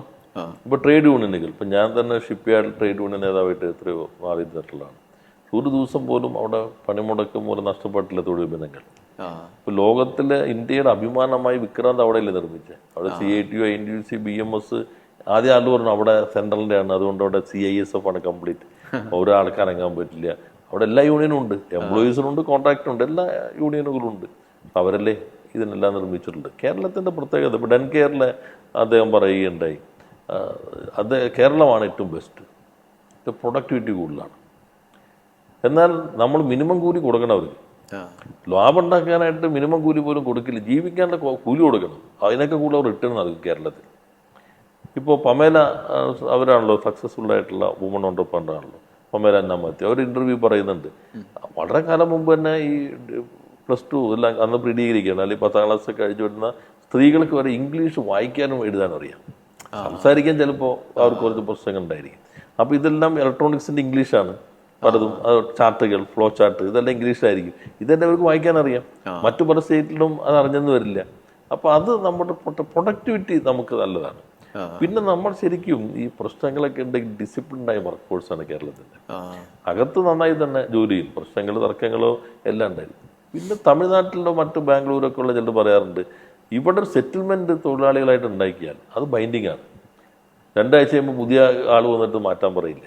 പിന്നെ ഹിഡൻ കോസ്റ്റ് പൊതുവെ കുറവാണ് കേരളത്തിൽ മറ്റു പല സ്റ്റേറ്റിനെ അപേക്ഷിച്ചുകൊണ്ട്. എനിക്ക് തോന്നുന്നു അതുകൊണ്ട് വസ്തുതകൾ കുറെ കൂടി നമ്മൾ സമൂഹത്തിലേക്ക് കൊണ്ടുവരാൻ കഴിഞ്ഞാൽ ഇനിയും നല്ല രീതിയിൽ നമുക്ക് ഇൻവെസ്റ്റ്മെന്റ് ആകർഷിക്കാൻ കഴിയും. ഈ IT ഉപയോഗിക്കുന്ന ഘട്ടങ്ങളിൽ നമ്മളിപ്പം എല്ലാ മേഖലയിലും ഈ ലൈസൻസ് അടക്കം നൽകുന്ന അടക്കമുള്ള മേഖലകളിൽ ഏറ്റവും പുതിയ സാങ്കേതികവിദ്യ ഉപയോഗിച്ചിട്ട് നേരിട്ടല്ലാതെ അനുമതികൾ നൽകുന്ന, പെർമിഷനുകൾ നൽകുന്ന ആ സ്പേസിൽ ഈ പറഞ്ഞതുപോലെ മറ്റ് പണം അല്ലെങ്കിൽ കൈക്കൂലി ഇങ്ങനെയുള്ള അവിഹിതമായ മേഖലയിലൂടെയുള്ള ഒരു പോക്ക് നിയന്ത്രിക്കാൻ കഴിഞ്ഞിട്ടുണ്ടാവുമായിരിക്കും അല്ലേ? അതൊരു ഈ സമീപകാലത്ത് ഉണ്ടായ ഒരു മെച്ചം. നമ്മൾ ഗവൺമെന്റ് ഉദ്ദേശിക്കുന്നത് നമ്മുടെ കയ്യിൽ ഫോൺ ഉണ്ടെങ്കിൽ എല്ലാ കാര്യവും നടത്താൻ പറ്റും. ഇപ്പോൾ നമുക്ക് റവന്യൂ ടാക്സ് ഇത് വെച്ച് അടയ്ക്കാൻ പറ്റും. നിങ്ങളുടെ സ്ഥലം ഏത് ഏരിയയിലാണെന്നുള്ളത് മൊബൈലിൽ നിന്ന് അറിയാൻ പറ്റും. ഇലക്ട്രിസിറ്റി ബില്ല് അടയ്ക്കാൻ പറ്റും. പ്ലാൻ സബ്മിറ്റ് ചെയ്യാൻ പറ്റും. ബിൽഡിംഗ് പെർമിറ്റ് എടുക്കാൻ പറ്റും. വ്യവസായ ലൈസൻസ് എടുക്കാൻ പറ്റും. പൊല്യൂഷൻ മറ്റ് എല്ലാ ലൈസൻസ് മൊബൈൽ ഫോൺ വഴി എടുക്കാൻ പറ്റും. അതുപോലെ തന്നെ ഇപ്പോൾ വിവാഹ രജിസ്ട്രേഷൻ നടത്താൻ പറ്റും. അപ്പോൾ എല്ലാം അതിലേക്ക് വരികയാണ്. അപ്പോൾ ഒരു ഓഫീസിൽ പോകേണ്ട കാര്യമില്ല ശരിക്കും ഇന്നത്തെ കാലഘട്ടത്തിൽ. അപ്പോൾ അതിൽ ഇനിയിപ്പോൾ അപ്പോൾ ചിലർക്ക് മുഖാമുഖം കാണുന്ന ആഗ്രഹമൊക്കെ ഉണ്ടാവും. അപ്പോൾ അത് പരമാവധി ഒഴിവാക്കുമ്പോൾ ഒരു സിസ്റ്റം വരും. അപ്പോൾ ട്രാൻസ്പെറൻസി വന്നു, കറപ്ഷൻ ഒഴിവാക്കാൻ കഴിയും. ഉദ്യോഗസ്ഥലത്തിലും ചിലപ്പോൾ ഉണ്ടാവുമല്ലോ, ചില പലതരത്തിൽ നമ്മൾ കാണുന്നുണ്ടല്ലോ, അത് ഒഴിവാക്കാൻ ഇത് സഹായകരമായിരിക്കും. എല്ലാ കാര്യങ്ങളിലും നമുക്ക് സാങ്കേതിക വിദ്യ നമുക്ക് ഗുണം എന്ന് വെച്ചിട്ടുണ്ടെങ്കിൽ ഡിജിറ്റലി ലിറ്ററേറ്റ് ആണ് എല്ലാവരും. 100 വയസ്സ് കഴിഞ്ഞ ആൾ വരെ ലൈവായിട്ടല്ലേ മുഖ്യമായിട്ട് സംസാരിക്കുന്നത്. അപ്പോൾ അതുകൂടാതെ ഇപ്പോൾ കണക്ടിവിറ്റി ഉണ്ട്. പണ്ടത് പല സ്ഥലങ്ങളിലും ഗ്രാമങ്ങളിൽ പോയി ഇപ്പോൾ നമ്മുടെ ആദിവാസി ഊരുകളിൽ പോലും കണക്ടിവിറ്റി ഉണ്ട്, ഹൈസ്പീഡ് കണക്ടിവിറ്റി ഉണ്ട്, ഫോൺ ഉണ്ട്. അപ്പോൾ അതോടുകൂടി ഒരു വെർച്വൽ സിസ്റ്റം ശക്തിപ്പെടും. അപ്പം ഓഫീസുകൾ പോലും ശരിക്കും ഇതുപോലെ നമുക്ക് ആവശ്യമില്ലാത്ത രൂപത്തിലേക്ക് വിടും. പിന്നെ സിസ്റ്റം ജനറേഷൻ വരും. കുറേ കാര്യങ്ങൾ ആൾ ഒപ്പിടണ്ട, സിസ്റ്റമാണ് നോക്കും കറക്റ്റാണോ അതിലേക്ക് അങ്ങ് പോകും. അപ്പോൾ നമ്മൾ ഇൻസ്പെക്ഷൻ ഞാൻ പറഞ്ഞില്ലേ, സിസ്റ്റം നോക്കിയിട്ടാണ് ആളെ വിടുന്നത്, റിപ്പോർട്ട് നോക്കുന്നത്, അനലൈസ് ചെയ്യുന്നത്. അപ്പോൾ ആ സിസ്റ്റം പൊതുവെ വന്നു കഴിഞ്ഞാൽ നമുക്ക് കുറെ കൂടി ജനങ്ങൾക്ക് അഴിമതിരഹിതമായിട്ടുള്ള സേവന സമയബന്ധിതമായി സേവനം ലഭിക്കുമെന്ന് സഹായകരമായിരിക്കും. ഈ തൊഴിൽ മേഖലയിൽ മാറ്റങ്ങൾ ഉണ്ടാകുന്നുണ്ട്. വ്യവസായ മേഖലയെ കേന്ദ്രീകരിച്ചുകൊണ്ട് കൂടുതൽ സംരംഭങ്ങൾ എങ്ങനെ ഉണ്ടാക്കുക എന്നാണ് ഇപ്പോൾ താങ്കളുടെ ചുമതല തന്നെ, വ്യവസായ മന്ത്രി എന്നുള്ള നിലയിൽ. നേരത്തെ താങ്കളുടെ വളർച്ചാ വഴികളിൽ ഒരു തൊഴിലാളി വർഗ സംഘടനകളുടെ തലപ്പത്ത് പലയിടങ്ങളിൽ ഇരുന്നിട്ടുണ്ട്. അപ്പോൾ ഈ ഒരു സംഘർഷം നേരിടേണ്ടി വന്നിട്ടുണ്ട്. ഒരു ഉടമയുടെ ഭാഗത്തു നിന്നുള്ള അവർക്ക് എത്ര പെട്ടെന്ന് ലൈസൻസ് കൊടുക്കുക അല്ലെങ്കിൽ അവർക്ക് എത്ര പെട്ടെന്ന് കാര്യങ്ങൾ ചെയ്തു കൊടുക്കാം എന്നുള്ളതാണല്ലോ ഒരു വികസന പദ്ധതിയുടെ മുൻനിർത്തിക്കൊണ്ടുള്ള താങ്കളുടെ പ്രവർത്തനം. അപ്പം ഒരു തൊഴിലാളി വർഗ നേതാവ് എന്നുള്ള നിലയിലും അതുവഴി കടന്നു വന്ന ആളെന്നുള്ള നിലയിലും ആ പ്രത്യയശാസ്ത്ര സംഘർഷം അനുഭവിക്കേണ്ടി വന്നിട്ടുണ്ട്. യാഥാർത്ഥ്യബോധത്തോട് നമ്മൾ കണ്ടാൽ മതി. മുതലാളിത്തത്തിൽ തൊഴിലാളിക്ക് എന്തായാലും ചൂഷണം ഉണ്ടാവും. അതുകൊണ്ട് 57 അധികാരത്തിൽ വന്നപ്പോൾ EMS പറഞ്ഞു, ഞങ്ങൾ എല്ലാ മൂലധനത്തെയും അമേരിക്കൻ മൂലധനത്തെ ഉൾപ്പെടെ സ്വാഗതം ചെയ്യും, എന്നാൽ വ്യവസ്ഥകൾക്ക് വിധേയമായി. മുതലാളിമാരെല്ലാം ഇവിടെ വ്യവസായം ആരംഭിക്കാൻ ക്ഷണിക്കും. കൊള്ള ലാഭം ഉണ്ടാക്കാൻ അനുവദിക്കില്ല. തൊഴിലാളിയെ കടുത്ത ചൂഷണത്തിന് വിധേയമാക്കാൻ പറ്റില്ല. EMS സൂക്ഷിച്ചല്ലേ വാക്ക് പറയുള്ളൂ. കൊള്ള ലാഭം എന്നും പറഞ്ഞു, കടുത്ത ചൂഷണം എന്നും പറഞ്ഞു. കാരണം മുതലാളിത്തത്തിൽ ലാഭം ഉണ്ടാവും, അവർ ലാഭം ഉണ്ടാക്കാനേ വരുള്ളൂ. എന്നാൽ മുതലാളിത്തത്തിൽ തൊഴിലവസരം സൃഷ്ടിക്കുന്നുണ്ട്. മുതലാളിത്തത്തിൽ തൊഴിലാളി എന്തായാലും ചൂഷണം ചെയ്യപ്പെടും. അതുകൊണ്ട് EMS പറഞ്ഞു കടുത്ത ചൂഷണം പാടില്ല എന്ന് പറഞ്ഞു. ചൂഷണം എന്താ, നമുക്ക് ഇന്ത്യയെ പോലൊരു രാജ്യത്തിനകത്ത് നമുക്ക് സ്റ്റേറ്റിൽ അധികാരം കിട്ടി അതോടുകൂടി കമ്മ്യൂണിസത്തിലേക്ക് എത്തി നമ്മൾ വ്യാമോഹിക്കേണ്ട ഒരു കാര്യമില്ല. ഈ സിസ്റ്റത്തിനകത്ത് നമുക്ക് എന്താ ചെയ്യാൻ പറ്റും? തൊഴിലാളിയുടെ പ്രശ്നങ്ങൾ വരുന്നു, മിനിമം കൂലി, നമ്മുടെ കമ്മീഷനുണ്ട്, മറ്റു കാര്യങ്ങൾ തീരുമാനിക്കുന്നു, പൊതുവെയുള്ള കാര്യങ്ങളിൽ. അങ്ങനെയാണല്ലോ EMS 57 ബിർളയെ വിളിച്ച് ഗവൺമെന്റ് ഇപ്പൊ ചിലവർ നിങ്ങൾ അദാനിയുടെ, ഞാനിപ്പോ അദാനിയുടെ ഒരു ചെറിയ വീഡിയോ ഇട്ടു, അപ്പൊ ആള് പറയുന്നത് അദാനി നിങ്ങൾ കമ്മ്യൂണിസം മാറിപ്പോ. 57 ടാറ്റ ബിർള, അന്ന് അദാനി ഇല്ലല്ലോ, അംബാനി ഇല്ല, ടാറ്റ ബിർള, ഗോയങ്ക എന്നാണ്, ഡാൽമിയ, ഇതാണ് അന്നത്തെ പ്രധാന കുത്തകകൾ. അവരൊക്കെ എതിരെ കുത്തക തകർക്കണം എന്ന് മുദ്രാവാക്യം വിളിക്കുമ്പോൾ തന്നെയാണ് EMS ബ്രേക്ക്ഫാസ്റ്റ് കൊടുത്തിട്ട് ഡാൽമിയെ ബിർളയെ ഇവിടെ വിളിച്ചു കൊണ്ടുവന്നിട്ട് കമ്പനി ആരംഭിച്ചത്. കാരണം എന്ന് വെച്ചിട്ടുണ്ടെങ്കിൽ ഞങ്ങൾ ഇതിനകത്ത് പ്രവർത്തിക്കുമ്പോൾ ഇവിടെ വ്യവസായം കൊണ്ടുവരുമ്പോൾ വ്യവസ്ഥകൾ പരമാവധി നമ്മൾ നോക്കുക എന്നുള്ളതാണ്. കടുത്ത ഇപ്പോൾ 1 രൂപയ്ക്ക് നമുക്ക് സ്ഥലം കൊടുക്കാൻ പറ്റില്ല, പല സ്റ്റേറ്റും കൊടുക്കുന്ന പോലെ. എന്നാൽ കൊടുക്കുമ്പോൾ സ്ഥലം നമ്മളിപ്പോൾ കോമ്പറ്റീഷനാണ്.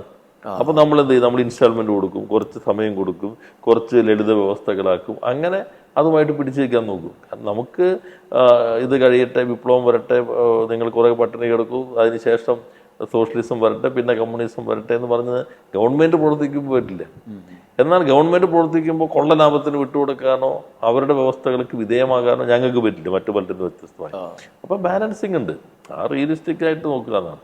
ഇപ്പോൾ ചിലർക്ക് പറയാമോ മുതലാളിത്തത്തിൽ ചൂഷണം ചെയ്യപ്പെടും, അപ്പോൾ പിന്നെ പണിയെടുക്കാതിരുന്നാൽ മതി, അപ്പോൾ ചൂഷണം ചെയ്യില്ലല്ലോ. ഇതൊക്കെ രീതികളാണ്. ഈ സാമൂഹ്യ വ്യവസ്ഥയ്ക്കകത്ത് ഇങ്ങനെ ചില കാര്യങ്ങൾ ഉണ്ടായിരിക്കും. അതിനോട് ചേർത്ത് പറയേണ്ടതാണ്, ഇപ്പോൾ നമ്മളൊരു മന്ത്രിയായിരിക്കുന്ന സംവിധാനം, പ്രാതിനിധ്യ നയം അനുസരിച്ച് നമ്മൾ തിരഞ്ഞെടുക്കപ്പെട്ട് അവിടുത്തെ മന്ത്രിയായിരിക്കുമ്പോൾ നമ്മുടെ വ്യക്തിപരമായ മറ്റ് വീക്ഷണങ്ങൾ, ദാർശനിക വീക്ഷണങ്ങളും ഇതും തമ്മിൽ സംഘർഷം ഉണ്ടാവും. ഇപ്പോൾ ഉദാഹരണത്തിന് അടുത്ത ദിവസങ്ങളിൽ വലിയ ചർച്ചയാവുന്നത് ഈ അയ്യപ്പ സംഘം അടക്കമുള്ള കാര്യങ്ങളാണ്. നമ്മൾ മന്ത്രിയായിരിക്കുമ്പോൾ ചെയ്യേണ്ട ചില കാര്യങ്ങളുണ്ട്. നേരെ മറിച്ച് നമ്മളെ വ്യക്തിപരമായ അടിസ്ഥാന വീക്ഷണം അത് നിലനിൽക്കുകയും ചെയ്യും. ഇത് തമ്മിലുള്ള സംഘർഷം സ്വാഭാവികമായിട്ട് കോൺട്രഡിക്ഷൻ ഉണ്ടാവും. എന്ന് വെച്ചാൽ നമ്മളിപ്പോൾ ജനപ്രതിനിധിയാണ്. ഇപ്പോൾ നിയമസഭയിൽ നമ്മൾ പ്രസംഗിക്കുമ്പോൾ തന്നെ ഇപ്പോൾ പേര് പറയാൻ പാടില്ല എന്നാണ് സാധാരണ. ഇപ്പോൾ എല്ലാവരും പേരൊക്കെ പറയും. അല്ലെങ്കിൽ ഇപ്പോൾ നമ്മുടെ വൈപ്പിനംഗം, അല്ലെങ്കിൽ കൊച്ചി അംഗം, അല്ലെങ്കിൽ വട്ടിയൂർക്കാവ് അംഗം എന്നേ പറയാവൂ. കാരണം ആ പ്രദേശത്താകെ പ്രതിനിധാനം ചെയ്യുന്ന ആളാണ്. ജയിക്കുന്നത് വരെയാണ് മുന്നണി സ്ഥാനാർത്ഥികൾ. ജയിച്ചു കഴിഞ്ഞാൽ ജയിപ്പിച്ചവരുടെയും തോപ്പിച്ചവരുടെയും എല്ലാവർക്കും കൂടി പിന്നെ ഒറ്റ പ്രതിനിധിയുള്ളൂ 5 വർഷത്തേക്ക്. ഗവൺമെൻറ്റിൻ്റെ ഇത് ബാധകമാണ്. ഗവൺമെൻറ് ഇപ്പോൾ ഞങ്ങൾക്ക് വിശ്വാസമുണ്ടോ ഇല്ലയോ എന്നൊരു പ്രശ്നമേ അല്ല. ഞങ്ങൾ മഹാഭൂരിപക്ഷം വരുന്ന വിശ്വാസികൾക്ക് ആവശ്യമായ ഭരണഘടനയ്ക്കകത്തും മറ്റുള്ള സൗകര്യങ്ങൾ ഒരുക്കാൻ ഞങ്ങൾ ഉത്തരവാദിത്തമുള്ളവരാണ്. ഞങ്ങളുടെ വ്യക്തിപരമായ ഇഷ്ടാനിഷ്ടങ്ങളും പ്രത്യയശാസ്ത്ര നിലപാടുകളും അല്ല പ്രശ്നം. ഞങ്ങൾ അതിനകത്ത് ചെയ്യുമ്പോൾ വിശാലമായ ഞങ്ങളുടെ കാഴ്ചപ്പാട് കൂടി വിളക്കി ചേർക്കാനായിട്ട് നോക്കും. പക്ഷെ പ്രധാനം എന്താണ്, ഇവർക്കിപ്പോൾ ഒരു വിശ്വാസി, ആ മഹാഭൂരിപക്ഷം വിശ്വാസികളാണ്, അവരുടെ വിശ്വാസം പ്രചരിപ്പിക്കാൻ, അവർക്ക് വിശ്വാസത്തിനനുസരിച്ച് ജീവിക്കാൻ അതിനുള്ള സൗകര്യം ഉണ്ടാക്കേണ്ടത് ഭരണഘടനാപര ഉത്തരവാദിത്തമാണ്. അപ്പോൾ അതിൽ ഞങ്ങൾ ആ ഉത്തരവാദിത്തം പൂർണ്ണമായിട്ട് മുറിവേച്ചാൽ മതിയാവും. ഇപ്പോൾ നിങ്ങളൊരു ദേവസ്വം മന്ത്രി, വേറൊരു മന്ത്രി, നിങ്ങളൊരു ആ ചുമതല നിർവഹിക്കുന്നതിൻ്റെ ഭാഗമായി നിങ്ങൾക്കൊരു ക്ഷേത്രത്തിനകത്തേക്ക് കയറണമെന്ന് കരുതാൻ മന്ത്രി എന്ന നിലയിൽ ഇപ്പോൾ ദേവസ്വം മന്ത്രി പോകേണ്ടി വരും. ആ സന്ദർഭത്തിൽ ആ ക്ഷേത്രത്തിൽ കയറി നിങ്ങൾ ഷർട്ട് ഊരണമെന്നുണ്ട്. ഞാൻ ഷർട്ട് ഊരാൻ തയ്യാറില്ല എന്ന് പറഞ്ഞാൽ പിന്നെ നിങ്ങൾക്ക് അകത്ത് കയറാൻ പറ്റില്ല. നിങ്ങൾ അകത്ത് കയറേണ്ടതാണെങ്കിൽ ഷർട്ട് ഊരേണ്ടി വരും. അത് അവിടെ നിങ്ങളുടെ നിലപാടോ നിങ്ങളുടെ പ്രത്യയശാസ്ത്ര പ്രശ്നമല്ല. VS ഒരു ക്ഷേത്രത്തിൽ അഴിമതി ഉണ്ടോ എന്ന്, ഭൂമി കൈയേറ്റുണ്ടോ എന്ന് അന്വേഷിക്കാൻ കയറി ഷർട്ട് ഊരിയിട്ടാണ്. കാരണം അത് അന്വേഷിക്കണമെങ്കിൽ അകത്ത് കയറണം. അകത്ത് കയറണമെങ്കിൽ ഞാൻ ഷർട്ട് ഊരിട്ട് അകത്ത് കയറും എന്ന് പറഞ്ഞാൽ അന്വേഷണം നടക്കില്ല. അപ്പൊ അതിനേക്കാൾ അപ്പുറത്താണിത്. നമ്മൾ ജനാധിപത്യത്തിൽ ഇപ്പൊ ഒരു അമ്പലം, പള്ളി, വേറെ ആചാരങ്ങൾ കൊടുക്കുന്നു. നമ്മൾ ജനപ്രതിനിധികൾ എല്ലായിടത്തും കൊണ്ടുവരും. കാരണം നിങ്ങൾ അവരുടെ എല്ലാവരും പ്രതിനിധിയാണ് പാർലമെന്റ് സംവിധാനത്തിൽ. ഗവൺമെന്റ് അവർക്ക് എല്ലാ സൗകര്യം ഒരുക്കണം. ഇപ്പോൾ ഒരു നേർച്ച വരും. ഇപ്പോൾ നമ്മൾ വഖഫ് ഹജ്ജ് ഹൗസ് നമ്മൾ കോഴിക്കോട് നിർമ്മിച്ചില്ലേ? ഈ വനിതകൾക്ക് നിർമ്മിച്ചില്ലേ? ഇപ്പോൾ കണ്ണൂർ ഹജ്ജ് ഹൗസ് നിർമ്മിച്ചില്ലേ? ഹജ്ജിന് പോകുമ്പോൾ നമ്മൾ കോഴിക്കോട് എല്ലാ സൗകര്യം ഒരുക്കുന്നില്ലേ? അല്ലെങ്കിൽ വലിയ കൺവെൻഷൻ, ഇപ്പോൾ കാഞ്ഞൂർ പള്ളി നമ്മുടെ അവിടെ വരുന്നതിന് മുമ്പ് നമ്മൾ യോഗം വിളിക്കും എല്ലാവരുടെയും. എന്നുവെച്ചാൽ അത് നിങ്ങളുടെ വിശ്വാസം ഏതാണ്, വിശ്വാസമില്ലായ്മയാണോ, ഹിന്ദുവാണോ, ക്രിസ്ത്യാനാണോ, അതൊന്നും പ്രശ്നമല്ല. ജനാധിപത്യത്തിൽ നിങ്ങൾ ഒരു ഭരണ സംവിധാനത്തിന്റെ ഭാഗമായി വരുമ്പോൾ ഭരണഘടന നിയമത്തിനകത്ത് നിന്നുകൊണ്ട് നിങ്ങളുടെ കാഴ്ചപ്പാടുകൾ അതിനകത്ത് ആ ഫ്രെയിം വർക്കിൽ നിങ്ങൾക്ക് ചെയ്യാൻ പറ്റുള്ളൂ. അതിനകത്തും ഇന്ന് നിങ്ങൾ പരമാവധി ചെയ്യുക എന്നുള്ളതാണ് ഓരോരുത്തരുടെ ഉത്തരവാദിത്വം. അതൊരു ധർമ്മസങ്കടം ആവുന്ന ഒരു അവസ്ഥ ഉണ്ടാവാറുണ്ടോ? അങ്ങനെ പാർലമെന്റ് സംവിധാനത്തിനകത്തല്ലേ നിങ്ങൾ പ്രവർത്തിക്കുന്നത്. അപ്പോൾ അതിൽ നമ്മൾ ശ്രദ്ധിക്കേണ്ട കാര്യമുള്ളൂ, ഇതിനകത്ത് നിൽക്കണം, ഈ ഫ്രെയിം വർക്കിനകത്ത് നിൽക്കണം. നമുക്ക് എന്തെല്ലാം ചെയ്യാൻ പറ്റും. ഇപ്പം നമ്മൾ വലിയ കമ്പനികൾ വരും. ആ വലിയ കമ്പനികൾ മാത്രമല്ല നമ്മൾ കേന്ദ്രീകരിക്കുന്നത്. ഇന്ത്യയിൽ മറ്റു സ്റ്റേറ്റിന് വ്യത്യസ്തമായി നമ്മൾ ഈ ഇയർ ഓഫ് എന്റർപ്രൈസസ് എന്നുള്ളത് ചെറിയ സംരംഭങ്ങളാണ്. Nano, micro, small. അതിൽ തന്നെ 31% സ്ത്രീകളാണ്. OBC ഉണ്ട്, SC സംരംഭകരുണ്ട്, ST സംരംഭകരുണ്ട്. അപ്പോൾ അവർ നമ്മൾ സ്കെയിലപ്പ് ചെയ്തു. ഇപ്പം ഞങ്ങൾ മിഷൻ 1000 ഉണ്ട്. ഈ ചെറിയ സംരംഭങ്ങളെ 100 കോടി ടേൺ ഓവറിലേക്ക് മാറ്റുന്നു. അത് വലിയ വിജയമാണ്. ഇപ്പോൾ 444 ആ പ്രോസസ്സിലാണ്. എന്നാൽ അതിനേക്കാളും ചെറിയ സംരംഭമുണ്ട്. വളരെ 2 സ്ത്രീകൾ ചേർന്ന് തുടങ്ങി. അല്ലെങ്കിൽ ചിലപ്പോൾ വെളുത്തുള്ളി നന്നാക്കുന്നതായിരിക്കും, അല്ലെങ്കിൽ ചെറിയ തുണി അടിക്കുന്നതായിരിക്കും, അങ്ങനെ എന്തെങ്കിലും ആയിരിക്കാം. ആ സംരംഭങ്ങൾ ഞങ്ങളിപ്പോൾ മിഷൻ 10,000 1 കോടി ടേൺ ഓവറുള്ള സംരംഭങ്ങളാക്കി മാറ്റുക, അതിന് സഹായം നൽകുക. അപ്പോൾ വലിയ വ്യവസായം മാത്രമല്ല, ചെറിയ വ്യവസായങ്ങൾ, നാനോ മുതൽ എല്ലാവരും ഓരോ വീട്ടിലും ഇപ്പോൾ പുതിയ മാറ്റം നമ്മൾ കൊണ്ടുവന്നില്ലേ? വീടിൻ്റെ 50% നിങ്ങൾക്ക് വ്യവസായം നടത്താം. ഇപ്പോൾ 4-5 സ്ത്രീകളുണ്ട്. കേരളത്തിൻ്റെ പ്രത്യേകത എന്ന് വെച്ചിട്ടുണ്ടെങ്കിൽ മിക്കവാറും ഒരു 3000 സ്ക്വയർ ഫീറ്റ് 2500 സ്ക്വയർ ഫീറ്റ് ഒക്കെ ഉണ്ടാവും വീടുകൾ ശരാശരി. അതിലെത്ര ഉപയോഗിക്കുന്നുണ്ടാവും? അതിലൊരു മുറി എടുക്കുക. ഏറ്റവും കൂടുതൽ മാനവ വിഭവശേഷി വീട്ടിലുണ്ട്. MSc വീട്ടമ്മ, MCOM വീട്ടമ്മ, BTech വീട്ടമ്മ വെറുതെ വീട്ടിലിരിക്കുകയാണ്. അവരുടെ കുഴപ്പമല്ല, നമ്മുടെ ഘടനയുടെ കുഴപ്പമാണ്. അപ്പോൾ അവർക്ക് വീട്ടിലിരിക്കാം. 2-3 സ്ത്രീകൾ ചേർന്നൊരു കമ്പ്യൂട്ടർ ഇട്ട് ഒരു സംവിധാനം തുടങ്ങാം. അല്ലെങ്കിൽ ഇപ്പോൾ ഒരു സ്മാർട്ട് സിറ്റി അല്ലെങ്കിൽ വിഴിഞ്ഞത്തൊരു അല്ലെങ്കിൽ കൊച്ചിയിൽ ഒരു ഇലക്ട്രോണിക്സ് കമ്പനി വരുന്നു, അതിൻ്റെ കമ്പോണൻറ്റ് വേണ്ടി വരും. ആ കമ്പോണൻറ്റ് വീട്ടിലിരുന്ന് ചെയ്യാം. ഫ്ലെക്സി ടൈമാണ്. അപ്പോൾ എല്ലാ വീട്ടിലേക്ക് എത്തും. അത് ഞങ്ങളിപ്പോൾ കൊണ്ടുവന്നു. വീട്ടമ്മമാർ നമ്മൾ സ്കെയിലപ്പ് ചെയ്ത് കൊടുക്കും. ഇപ്പോൾ നിങ്ങൾ അമേരിക്കയുടെ കമ്പനി അല്ലെങ്കിൽ യൂറോപ്യൻ കമ്പനി കണക്ക് നോക്കാം, ഇവിടെ ഇരുന്ന് നോക്കിയാൽ മതി. പക്ഷെ നിങ്ങളുടെ പണ്ടത്തെ BCom വെച്ചിട്ട് ചെയ്യാൻ പറ്റില്ല. അപ്പോൾ നമ്മളത് പൊടി തട്ടിയെടുക്കും, ഒന്ന് അപ്ഡേറ്റ് ചെയ്യും, അപ്സ്കിൽ ചെയ്യും, അവർക്ക് വീട്ടിലിരുന്ന് ജോലി ചെയ്യാം. അപ്പോൾ ഇതാണ് നമ്മുടെ ഒരു കോംപ്രഹെൻസീവ് ആയിട്ടാണ്. അല്ലാതെ വൻകിട ഇത് മാത്രമായിട്ടല്ല, ചെറുകിട ഇടത്തരം എല്ലാം പ്രോത്സാഹിപ്പിക്കുന്നു. വൻകിട നമുക്ക് വേണ്ടി വരും. പക്ഷെ വൻകിട എന്നുള്ളത് വലിയ മാനുഫാക്ചറിങ് അല്ല, മറ്റു മേഖലയിലാണ്. ഈ ചൈനയിലൊക്കെ കേട്ടിട്ടുണ്ട്, ആ രാജ്യത്ത് തന്നെ നിയന്ത്രിക്കുന്ന തരത്തിലുള്ള വലിയ ഉപയോഗിക്കപ്പെടുന്ന കണ്ടുപിടുത്തങ്ങൾ ചെറുകിട കുടിൽ വ്യവസായങ്ങളിൽ നിന്നൊക്കെ ഉണ്ടാവുന്നതാണ്. ഇപ്പം ലോകത്തുള്ളതല്ലോ അവിടെയുള്ളത്, വാട്സപ്പ് ആയാലും അങ്ങനെയുള്ള സാധനങ്ങളിൽ അടക്കം കണ്ടുപിടുത്തങ്ങൾ ഉണ്ടാകുന്ന ചെറിയ മേഖലകളിലാണ്, വളരെ കുറഞ്ഞ. ചിലപ്പോൾ കേരളത്തിന് അതിനോട് പെട്ടെന്ന് നമുക്ക് താരതമ്യത്തിനുള്ളൊരു സ്പേസ് ഉണ്ട് എന്ന് തോന്നാറുണ്ട്. അതായത് ഇൻ്റലിജൻസിൻ്റെ കാര്യത്തിൽ നമ്മൾ മികച്ചു നിൽക്കുന്നു. അതുപോലെ ചെറിയ എല്ലാ മികവിൻ്റെ ഒരു സാഹചര്യം വെച്ച് നോക്കും. അത് കറക്റ്റാണ്. അത് പറഞ്ഞാൽ ഈ ചൈനീസ് വ്യവസായ മേഖലയിൽ ഈ വീടുകളുടെ വ്യവസായം പ്രധാനം. കുടിൽ എന്ന് പറഞ്ഞാൽ പണ്ട് കുടിലിനോട് ചേർന്ന്, കുടിലില്ലല്ലോ, വീടുകളോട് ചേർന്നുള്ള വ്യവസായമാണ്. അത് തന്നെ ഈ ഇലക്ട്രോണിക്സ് മാനുഫാക്ചറിങ്. അതിൻ്റെ ഗുണം എന്ന് വെച്ചിട്ടുണ്ടെങ്കിൽ വീട്ടിലുള്ളവർ തന്നെ ആയിരിക്കും മിക്കവാറും മുതലാളിയും തൊഴിലാളിയും. അപ്പോൾ പ്രൊഡക്ഷൻ കോസ്റ്റ് പൊതുവെ കുറയും, ക്വാളിറ്റി കൂടും, ഡെവലപ്മെൻറ്റ് സാധ്യത കൂടും, വീടിൻ്റെ സ്ഥലവും. ഇപ്പോൾ നമ്മളിപ്പോൾ അടഞ്ഞു കിടക്കുന്ന വീടാണെങ്കിൽ 100% വ്യവസായത്തിന് ഉപയോഗിക്കാം. ഇപ്പോൾ നമ്മൾ പുതിയ ഭേദഗതി കൊണ്ടുവന്നിരിക്കുന്നതനുസരിച്ച് തദ്ദേശ സ്വയംഭരണ വകുപ്പിൻ്റെതാണ്. ഇത് ശരിക്കും ഒരു പാത്ത് ബ്രേക്കിംഗ് ആണ് കേരളത്തെ സംബന്ധിച്ച്. ഒരു വീട്ടിൽ നമുക്ക് ഓരോ വീടും ഒരു സംരംഭമാക്കി മാറ്റാൻ കഴിയുന്നതാണ്. അത് ഞാൻ പറഞ്ഞു, ഇതാണ് പെർസ്പെക്റ്റീവ് വ്യത്യാസം. പല സ്റ്റേറ്റും വൻകിട വ്യവസായങ്ങൾക്ക് വേണ്ടി മാത്രമാണ്. ഇപ്പോൾ ഒരു ഉദാഹരണം പറഞ്ഞാൽ, ഗുജറാത്തിൽ ഒരു വലിയ സെമി കണ്ടക്ടർ കമ്പനി വരുന്നുണ്ട്. ആ കമ്പനിക്ക് കേന്ദ്രം ഗുജറാത്തും കൂടി കൊടുക്കുന്നത് മിക്കവാറും ഒരു പ്രധാന ഇൻവെസ്റ്റ്മെൻറ്റ് ഇൻസെൻറ്റീവായിട്ട് കൊടുക്കുകയാണ്.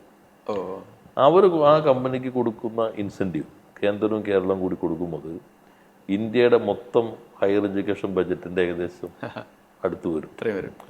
നമ്മൾ എന്ത് ചെയ്യും? നമ്മൾ എഡ്യൂക്കേഷൻ കൂടും മുടക്കും. അപ്പോൾ നല്ല ടാലൻ്റ് ഉണ്ടാവും, സ്കില്ല് കൊടുക്കും. അപ്പോൾ പിന്നെ അവർ ഇങ്ങോട്ട് വന്നോളൂ, വേറെ പ്രത്യേക ഇൻസെൻറ്റീവ് ഒന്നും കൊടുക്കേണ്ടതില്ല. ഇപ്പോഴത്തെ പ്രശ്നം എന്ന് വെച്ചിട്ടുണ്ടെങ്കിൽ ഇൻഫ്രാസ്ട്രക്ചറോ മറ്റ് ഇൻസെൻറ്റീവ് അല്ല നോക്കുക. ഇവർ ഇന്നോവേഷൻ ടാലൻറ്റ് പൂളാണ്.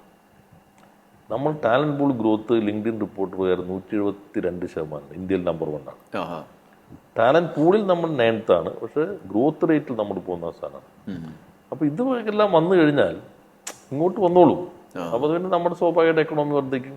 ഞാൻ പ്രസംഗങ്ങളിൽ പറയാറുണ്ട്, ഇപ്പോൾ ഈ ഐഫോൺ എപ്പോഴും എവിടെ നിർമ്മിക്കാം, വീഡിയോ കാണാറുണ്ടല്ലോ, $10 $15 ഉണ്ട്. അത് വിയറ്റ്നാമിലാകും, ഇന്ത്യയിലാകാം, അഫ്ഗാനിസ്ഥാനിലാകാം, പാകിസ്ഥാനിലാകാം, ആഫ്രിക്കയിലാകാം. അങ്ങോട്ടും ഇങ്ങോട്ടും പ്ലാന്റ് മാറ്റേണ്ട പ്രശ്നമുള്ളൂ, ഇത് അസംബിൾ ചെയ്യാനുള്ളൂ. നവോമിയുടെ ഒരു നോ ലോഗോ എന്ന് പറഞ്ഞ ബുക്കുണ്ട്. അവിടെ ഫിലിപ്പീൻസിൽ ഒരു ആസ്പെക്ടോസ് ഇതിലൊരു ലേഡി ഇങ്ങനെ അസംബിൾ ചെയ്തുകൊണ്ടിരിക്കുക. അവർ ജീവിതത്തിൽ ഒരിക്കലും കീബോർഡ് കണ്ടിട്ടേ ഇല്ല, പക്ഷെ കമ്പ്യൂട്ടറാണ് നിർമ്മിക്കുന്നത്. ഇത് അങ്ങോട്ടും ഇങ്ങോട്ടും മാറ്റും. എന്നാൽ ഇതിൻ്റെ കോൺസെപ്റ്റ്, ഈ വാല്യൂ വരുന്ന ഡിസൈൻ, ബ്രാൻഡിങ്, ഇത് എപ്പോഴും കാലിഫോർണിയയിലാണ്. കേരളത്തിൻ്റെ സാധ്യത ഇന്ത്യയുടെ കാലിഫോർണിയയാണ്. മറ്റ് സ്റ്റേറ്റ് മാസ് പ്രൊഡക്ഷൻ. ഇപ്പോൾ ഇവിടെ തിരുവനന്തപുരം ഓട്ടോമോട്ടീവ് ടെക്നോളജി, ലോകത്തിലെ പല കാറുകളും ഇവിടെ നിന്നാണ് നിയന്ത്രിക്കുന്നത്. അതിൻ്റെ ടെക്നോളജി ഇവിടെയാണ്. നിങ്ങൾ കേൾക്കുന്ന പാട്ട്, അതിൻ്റെ സ്പീഡ് എല്ലാം ഇവിടെ നിന്നാണ് കൺട്രോൾ ചെയ്യാവുന്ന ടെക്നോളജി ഇവിടെയാണ്, പ്രോഗ്രാം ഇവിടെയാണ്. അപ്പോൾ ഇവിടെ നിന്ന് അതിൻ്റെ മാനുഫാക്ചറിങ് വേറെ സ്ഥലത്തായിക്കോട്ടെ, നമുക്ക് പ്രശ്നമില്ല. ഇവിടെയാണ് വാല്യൂ അഡീഷൻ കൂടുതൽ വരുന്നത്, കൂടുതൽ ശമ്പളം കിട്ടുന്ന ഇവിടെയാണ്. മറ്റത് ഓട്ടോമേഷൻ ആയിരിക്കും, അല്ലെങ്കിൽ അൺസ്കിൽഡ് ലേബർ ആകാം, കുറച്ച് സ്കിൽഡ് വരുമായിരിക്കും. പക്ഷെ കൂടുതൽ തൊഴിൽ വരുന്നത് ഈ മേഖലയിലാണ്. അതാണ് നമ്മൾ കാണുന്നൊരു ഭാഗം. ഈ വകുപ്പിന് പുറത്തുള്ള കുറച്ച് കാര്യങ്ങൾ പറഞ്ഞാൽ, ഇപ്പോൾ ഓട്ടോമേറ്റീവ് ടെക്നോളജി അടക്കം IBM ഇൻവെസ്റ്റ്മെൻറ്റ്, ഇങ്ങനെ വലിയ മൾട്ടിനാഷണൽ ആഗോള ഇൻവെസ്റ്റ്മെൻ്റ് ഒക്കെ വരുന്ന സമയത്ത് മിനിസ്റ്ററുടെ പ്രസംഗങ്ങളിലടക്കം ഇത് പറയുമ്പം ശ്രദ്ധിച്ചിട്ടുണ്ടാവുമായിരിക്കും, സോഷ്യൽ മീഡിയയിലൊക്കെ ഭയങ്കരമായ പരിഹാസങ്ങൾ, ഈ പ്രയോഗങ്ങളൊക്കെ വെച്ചിട്ട് പരിഹാസങ്ങളൊക്കെ വരുന്നുണ്ടാവും, വലിയ ബഡായികൾ പറയുന്നു എന്നുള്ളതിൽ. അതൊക്കെ ശ്രദ്ധിച്ചിട്ടുണ്ടോ? അത് എങ്ങനെയാണ്? അത് ഇപ്പോൾ ഈ നെഗറ്റിവിറ്റിക്ക് അധികം ഊർജ്ജം കളയാതിരിക്കുക, കമൻറ്റുകൾ അധികം അങ്ങനെ നമ്മൾ നോക്കേണ്ടതില്ല. ഇപ്പോൾ വളരെ എന്ന് വെച്ചിട്ടുണ്ടെങ്കിൽ ഇപ്പോൾ ചിലപ്പോൾ പറയുമല്ലോ, ഇപ്പോൾ എല്ലാവർക്കും നമ്മൾ ഈ പണ്ട് ക്ലാസ് എടുത്തൊക്കെ ഇങ്ങനെ വളരെ സ്ലോ മോഷനിലാക്കും, അപ്പോൾ പ്രത്യേകത വരില്ല. കോവിഡ് കാലത്തൊക്കെ നമ്മൾ അത് അഡ്രസ്സ് ചെയ്യുമ്പോൾ ഒരു ക്ലാസ് ആകുമ്പോൾ അതിന് പറ്റുന്ന ഇതിലാണ്. ഇപ്പോൾ എല്ലാവർക്കും വിദ്യാഭ്യാസം ഒരു മുതലാളിത്ത മുദ്രാവാക്യമാണ്. അപ്പോൾ ഇയാൾ എല്ലാവർക്കും വിദ്യാഭ്യാസം വേണ്ട എന്നാണ് പറയുന്നത്. ഇതാണ് യഥാർത്ഥത്തിൽ ഞാൻ അതിൽ പറയുന്നത് എന്താ, വിവിധ വളർച്ച, അടിമത്വം, നാടുവാഴിത്വം, പിന്നെ മുതലാളിത്തം. ആ കാലഘട്ടത്തിൽ ഇപ്പോൾ പാടത്ത് പണിയെടുക്കുകയാണെങ്കിൽ തിയറിയും പ്രാക്ടീസും വേണ്ട. പക്ഷെ ആഭ്യന്തരം കണ്ടുപിടിച്ചു, യന്ത്രങ്ങൾ വന്നു. യന്ത്രങ്ങൾ ഉപയോഗിക്കാൻ കഴിയുന്ന തൊഴിലാളി ഉണ്ടെങ്കിലേ മുതലാളിത്തം ഉണ്ടാവുള്ളൂ.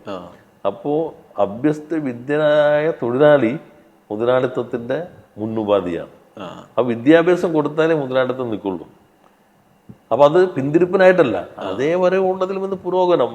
മാർക്സിന്റെ മാനിഫെസ്റ്റോ വായിക്കുകയാണെങ്കിൽ നാളിതുവരെയുള്ളതിൽ വെച്ച് ഏറ്റവും വിപ്ലവകരമായ വർഗം ബൂർഷ്വാസിയാണെന്ന് പറയുന്നത്.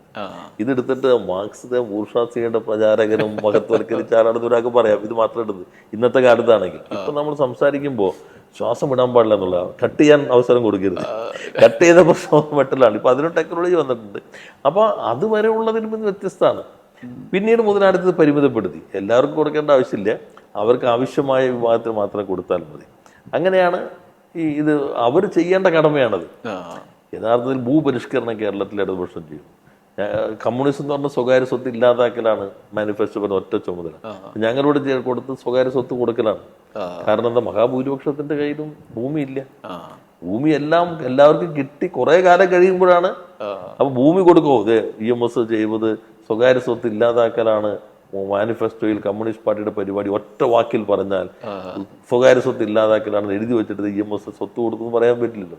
കാരണം എന്താ, അത് എല്ലാവർക്കും സ്വത്തെല്ലാം ഉണ്ടായി, നിർമ്മാണം കൂടി, കുറെ കാലം കഴിയുമ്പോൾ രോഗവും എല്ലാം ഒന്നാകുന്ന ഘട്ടത്തെ കുറിച്ചാണല്ലോ മാനിഫെസ്റ്റോ പറയുന്നത്. അപ്പൊ ഇത് കൊടുക്കുമ്പോൾ വരുമാനം കൂടും, വാങ്ങൽ ശേഷി കൂടും, മുതലാളിത്തം തന്നെ വളരും. ശരിക്കും മുതലാളിത്തമാണ് ഭൂപരിഷ്കരണത്തിന്റെയും ഡിമാൻഡ് വർദ്ധിപ്പിക്കാൻ തുടങ്ങിയത്.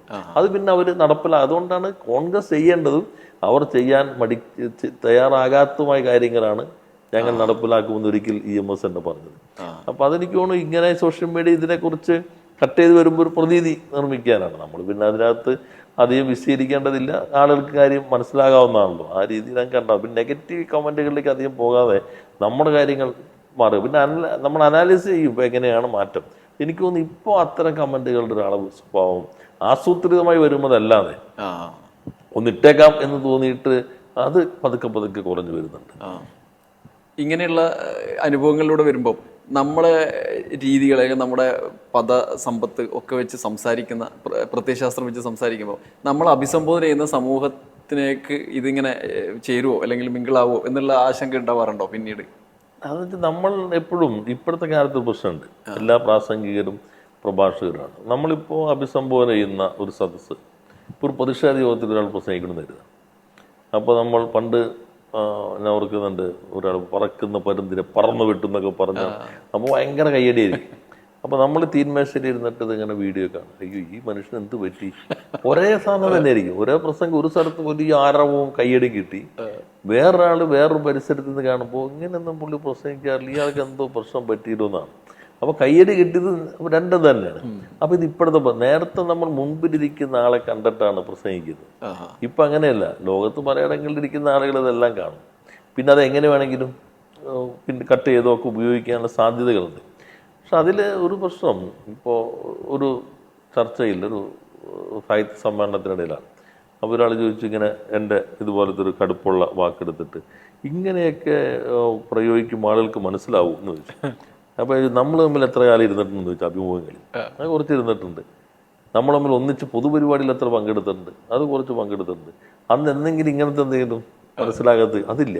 പക്ഷെ എന്നിട്ടും നിങ്ങൾ ചോദിക്കാൻ കൊണ്ടുവരുന്ന ഈ ചോദ്യമാണല്ലോ, ഇതാണ് ഈ നിർമ്മിക്കപ്പെടുന്നത് എന്നുള്ളത്. അപ്പോൾ ഇതാ ഇങ്ങനെ ആയിരിക്കും എന്നുള്ളത്.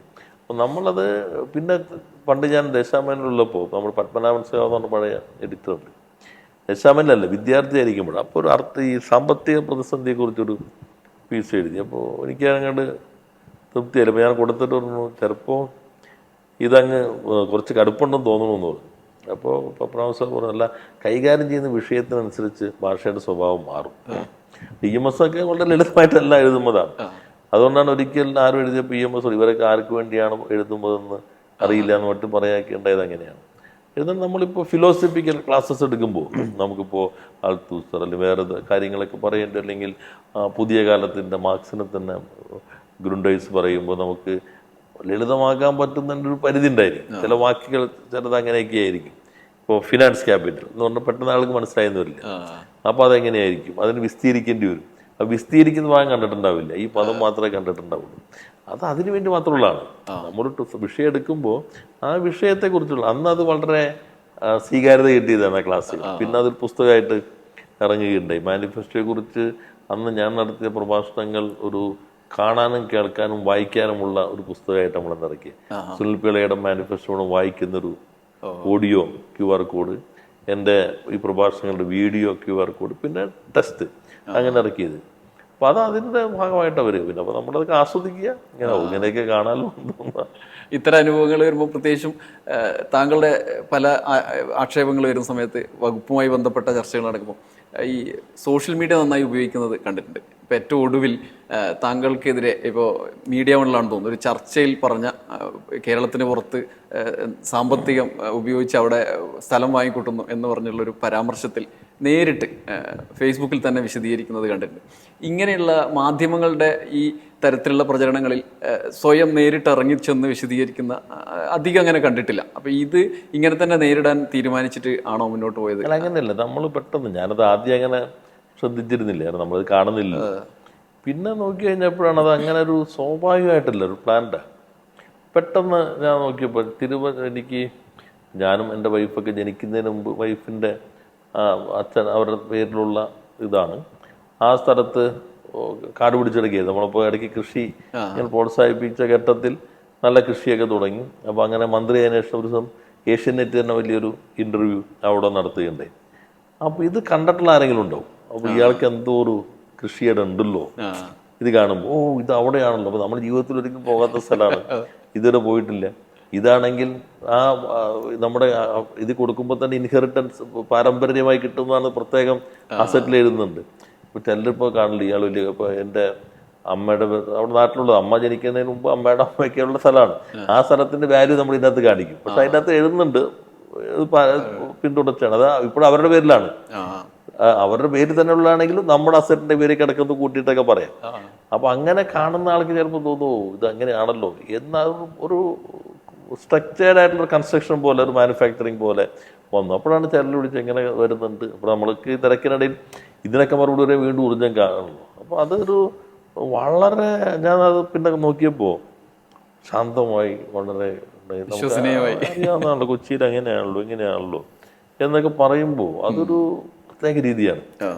അത് കടുത്ത ഒരു നിലയുള്ളവർക്കാണ് ഇങ്ങനെ ശാന്തമായി കുറ്റകൃത്യങ്ങൾ ചെയ്യാൻ പറ്റുള്ളൂ എന്ന് പലരും പറയാറുണ്ട്. അപ്പൊ അത് കണ്ടപ്പോൾ ഒന്ന് നന്നായി ആളുകൾക്ക് മനസ്സിലായെന്ന് തോന്നുന്നു. ഇത് എഫക്റ്റീവായി ഉപയോഗിക്കുന്നതിൽ വിജയിച്ചിട്ടുണ്ടെന്ന് തന്നെ തോന്നുന്നുണ്ട്. ഈ ഞാൻ പറയുന്നത് പൊതുവായി സോഷ്യൽ മീഡിയ നന്നായി ഉപയോഗിക്കുന്നത് ഗുണകരമായിട്ടുണ്ടല്ലേ? അതെ, സോഷ്യൽ മീഡിയ ഉണ്ടല്ലോ, നമുക്ക് സോഷ്യൽ മീഡിയ പലതരത്തിൽ ഉപയോഗിക്കാം. ഞാനിപ്പോൾ ഓരോ സ്ഥലത്ത് ഇപ്പോൾ ലിങ്ക്ഡിൻ ഇപ്പോൾ കൂടുതൽ ഉപയോഗിക്കുന്നുണ്ട് ഏറ്റവും. കാരണം അവിടെ ഇപ്പം ഞാൻ പ്രവർത്തിക്കുന്ന മേഖല അഡ്രസ്സ് ചെയ്യുന്ന കമ്മ്യൂണിറ്റി അവിടെ ഉണ്ട്. നേരത്തെ വേറെ ഞാൻ പൊതുപ്രവർത്തന മാത്രം അല്ലെങ്കിൽ മറ്റു ചുമതലയാണെങ്കിൽ എനിക്കത് ആ ഹാൻഡിൽ അത് ഉപയോഗിക്കേണ്ടി വരില്ലായിരിക്കും. പക്ഷെ അല്ലാത്ത ഒരു ഇതിലാവുമ്പോൾ ആ കമ്മ്യൂണിറ്റിയിലേക്ക് ഞാൻ കൂടുതൽ പോകണം. പ്രൊഫഷണൽസ് അവിടെയാണ്, ഇൻവെസ്റ്റേഴ്സ് അവിടെയാണ്. അവരിലേക്ക് കേരളത്തിൽ എത്തിക്കണം. കേരളത്തിൻ്റെ പൊട്ടൻഷ്യൽ കേരളത്തിൽ കുറേ കൂടി വിസിബിൾ ആക്കണം. ഈ മാറ്റം ഉണ്ട്, ഇതാണ് ചേഞ്ച് ഉണ്ട്, ഇതാണ് റൈറ്റ് ടൈം, ഇതെല്ലാം അവരിലേക്ക് എത്തിക്കണം. അപ്പോൾ അതിനെ എനിക്ക് തോന്നുന്നു ഫേസ്ബുക്ക് ആയാലും മറ്റ് ട്വിറ്റർ, എക്സ് ഇതൊക്കെ അതിനൊക്കെ കുറേ കൂടി പൊട്ടൻഷ്യൽ. അപ്പോൾ അവിടെ കുറച്ചുകൂടി നമുക്ക് നന്നായിട്ട് ഉപയോഗിക്കാൻ പറ്റിയെന്ന് വരും. അപ്പോൾ അത് സോഷ്യൽ മീഡിയക്ക് പോസിറ്റീവും നെഗറ്റീവായിട്ടുള്ള കാര്യങ്ങൾ ഉണ്ടായിരിക്കും. പക്ഷെ ആളുകൾ അതെല്ലാം നോക്കി തന്നെ ആയിരിക്കും നിഗമനങ്ങളിലേക്ക് എത്തുക. ഇപ്പോൾ മിനിസ്റ്ററുടെ ജീവിതത്തിൽ, രാഷ്ട്രീയ ജീവിതത്തിലെ പ്രധാനപ്പെട്ട ഒരു കാലം ഡൽഹിയിലായിരുന്നു, രാജ്യസഭാംഗം എന്നുള്ളതിൽ. അവിടെ നിന്നുള്ള വലിയൊരു അനുഭവത്തിൻ്റെ തുടർച്ചയായിട്ട് വലിയ യാത്രയപ്പിനെ കുറിച്ചൊക്കെ അന്ന് വലിയ ചർച്ചയായിരുന്നു. എനിക്ക് തോന്നുന്നു നമ്മൾ അവസാനിക്കുന്ന മീറ്റ് ദ എഡിറ്റേഴ്സ് എന്ന് റിപ്പോർട്ടർ TV അന്നത്തെ ഒരു ഇന്റർവ്യൂ ഉണ്ടായിരുന്നു. അപ്പോൾ അത് കഴിഞ്ഞ് കേരളത്തിലേക്ക് വരികയാണ്. പിന്നീട് ഈ ഘട്ടത്തിൽ മന്ത്രിയായും ഇരിക്കുകയാണ്. അവിടുന്ന് വന്നതിന് ശേഷമുള്ള അനുഭവത്തിൽ ആ കാലം ഉപയോഗപ്പെട്ടിട്ടുണ്ടോ? തീർച്ചയായിട്ടും നമുക്ക് ഡൽഹി നല്ലൊരു അനുഭവമാണ്. കാരണം ഡൽഹിയിൽ നമ്മൾ ഇപ്പോൾ കേരളത്തിൽ നിന്ന് ഒരാൾ വന്ന് അവിടെ പാർലമെന്റിൽ അങ്ങനെ കുറച്ച് കഠിനാധ്വാനമാണ്. അപ്പോൾ നമ്മൾ ആദ്യം ഫിക്സ് ചെയ്യുന്നുണ്ട്. ഇപ്പോൾ എൻ്റെ ഓഫീസിൽ വന്നാൽ നിങ്ങൾക്കറിയാം, ഇവിടെ തിരുവനന്തപുരത്ത് ഇനി എത്ര പീരീഡ് ഉണ്ടെന്നുള്ള ഒരു വലിയ വാൾ ക്ലോക്ക് ഉണ്ട്. എത്ര ദിവസം, എത്ര മണിക്കൂർ, എത്ര മിനിറ്റ്, എത്ര സെക്കൻഡ്. 2021 മാർച്ച് 12 നോട്ടിഫിക്കേഷൻ വന്നത്. അപ്പോൾ അതനുസരിച്ച് നമ്മൾ തുടക്കം സെറ്റ് ചെയ്തിട്ടുണ്ട്. അപ്പോൾ അതനുസരിച്ച് ഓരോ ദിവസം നമ്മുടെ വർക്ക് ക്രമീകരിക്കുന്നത് അങ്ങനെയാണ്. അവിടെ ചെല്ലുമ്പോൾ നമുക്ക് 6 വർഷമുള്ളൂ. അപ്പോൾ അതിനകത്ത് പരമാവധി നമുക്ക് എങ്ങനെ ഇടപെടാൻ പറ്റും, അങ്ങനെ നമ്മൾ സെറ്റ് ചെയ്യുന്നു. ഞങ്ങളപ്പോൾ പാർലമെന്റ് BPO ഇത്രയാണ്, അല്ലെങ്കിൽ പരമാവധി പോയ കേരള ഹൗസ് ഇതിനപ്പുറത്താണ്. അപ്പം അന്നത്തെ ഒരു എക്സ്പ്ലോഷൻ പ്രധാനമാണ്. പിന്നെ നമുക്ക് വലിയ അനുഭവ സമ്പത്തുള്ളവരുമായിട്ട് ചേർന്ന് പ്രവർത്തിക്കാൻ കിട്ടിയത്, അവരെല്ലാം ഒരു അംഗീകാരം നേടാൻ പറ്റിയത്, ഇപ്പോഴും നമുക്ക് പല ഉപയോഗപ്പെടുന്നുണ്ട്. ഇപ്പൊ പല കാര്യങ്ങളിലും പൊളിറ്റിക്കലായിട്ട് പ്രശ്നങ്ങളൊക്കെ ഉണ്ടെങ്കിലും കേരളത്തെ സംബന്ധിച്ചുള്ള ചെയ്യാൻ കഴിയാവുന്ന കാര്യങ്ങൾ, അത്തരം ബന്ധങ്ങളെല്ലാം നമുക്ക് ഉപയോഗപ്പെടുത്താൻ പറ്റുന്നുണ്ട്. പിന്നെ ഡൽഹിയുടെ അനുഭവം കുറെ കൂടി വിശാലമാണ്, ഇപ്പോഴത്തെ പോലെയല്ല. അന്നൊക്കെ നമ്മൾ കണ്ടന്റ് ഉണ്ടെങ്കിൽ മീഡിയയുടെ സപ്പോർട്ട് കിട്ടും, അംഗീകാരം കിട്ടും. ഇപ്പൊ അതെല്ലാം മാറി. ഇപ്പൊ കുറച്ച് ബഹളങ്ങളും പ്രശ്നങ്ങളാണ്. ഇവിടത്തെ പ്രശ്നം വെച്ചിട്ടുണ്ടെങ്കിൽ ഇവിടെ അത് കുറച്ച് കടുപ്പാണ്. ഇവിടെ ഈ സംസാരിക്കുമ്പോൾ തന്നെ നമ്മൾ ഈ പഞ്ച് ഡയലോഗുകളൊക്കെ ആയിരിക്കും കൂടുതൽ നോക്കുകയാണെങ്കിൽ, കണ്ടന്റ് അല്ല നോക്കുക. ഞാനൊരു ദിവസം നോക്കുമ്പോൾ പ്രധാന പത്രത്തിൽ അന്നത്തെ തലക്കെട്ട്, constitutional provisions cannot be overruled by precedents, 8 column തലക്കെട്ടായിരുന്നു. അതൊക്കെ നമ്മളൊരു ഇതിനകത്ത് ഒരു ബില്ല് കൊണ്ടുവന്നപ്പോൾ ഇടപെട്ടപ്പോൾ കപിൽ സിബൽ പറഞ്ഞു, ഇവിടെ ഒത്തിരി പ്രീസിഡന്റ് ഉണ്ട്, നിങ്ങളത് അറിയാത്തതുകൊണ്ട് പറയുന്നതാണ്. അപ്പോൾ ഞാൻ പറഞ്ഞു, you cannot overrule the constitutional provisions by precedence. അവസാനം അത് സഭ അംഗീകരിച്ചു. അപ്പോൾ വലിയ ഹെഡിങ് ആയിരുന്നു. അപ്പോൾ അന്നൊന്നും നമ്മളൊന്നും ആരും അറിയില്ല, ഒരു പത്രക്കാരനെ വിളിച്ചിട്ട് ഇതുണ്ടായ നമ്മൾ പറയുന്നില്ല, അങ്ങനെ പരിചയങ്ങളൊന്നുമില്ലല്ലോ. ഇപ്പൊ ഇവിടെയും കുറച്ചൊക്കെ ഉണ്ട്, പക്ഷെ കുറെ കൂടി ഹെൽത്തി ഡിബേറ്റുകൾ കേരളത്തിൽ നേരത്തെ നടന്നിട്ടുണ്ട്, സാധ്യതകളുണ്ട്. പിന്നെ അഡ്മിനിസ്ട്രേറ്റീവിൽ നമുക്ക് അന്നത്തെ എക്സ്പീരിയൻസ് കുറെ കൂടി സഹായകരമായിട്ടുണ്ട്. ഓഫീസർമാർ, അവിടെയും കോൾ ഓഫീസർമാരും അതെല്ലാം കുറെ കൂടി സഹായകരമായിട്ടുണ്ട്. ന്യൂസ് ആൻഡ് ടോസിന്റെ വ്യൂവേഴ്സിന് ഉണ്ടാകാനിടയുള്ള ഒരു ആകാംക്ഷയാണ്, ഇപ്പോൾ 4 വർഷം കഴിഞ്ഞ് 5-ാം വർഷത്തിലേക്ക് കിടക്കുമ്പോൾ മുഖ്യമന്ത്രിയൊത്തുള്ള അനുഭവങ്ങൾ. പിണറായി വിജയൻ എന്ന് പറഞ്ഞാൽ കേരളത്തിൽ എനിക്ക് തോന്നുന്നു 2 ദശകത്തോളമായി അദ്ദേഹത്തിൽ കേന്ദ്രീകരിച്ചാണ് ഇവിടുത്തെ രാഷ്ട്രീയ ചർച്ചകൾ മുന്നോട്ട് പോകാറ്. അത് വിവാദമായാലും അനുകൂലമായാലും പ്രതികൂലമായാലും. അദ്ദേഹത്തിനൊപ്പമുള്ള ഈ 5 വർഷം പാർട്ടിയിലെ പ്രവർത്തനം അല്ലല്ലോ, ഒരു മന്ത്രിസഭയിൽ ഇരിക്കാൻ പറഞ്ഞു. അതിനെ വിലയിരുത്താൻ എങ്ങനെയാണ് പറ്റുക? പിണറായി നമ്മൾ ഇനിയും വായിച്ചെടുക്കേണ്ട ഒത്തിരിയേറെ സംഭാവനകൾ നമ്മുടെ ഭരണം.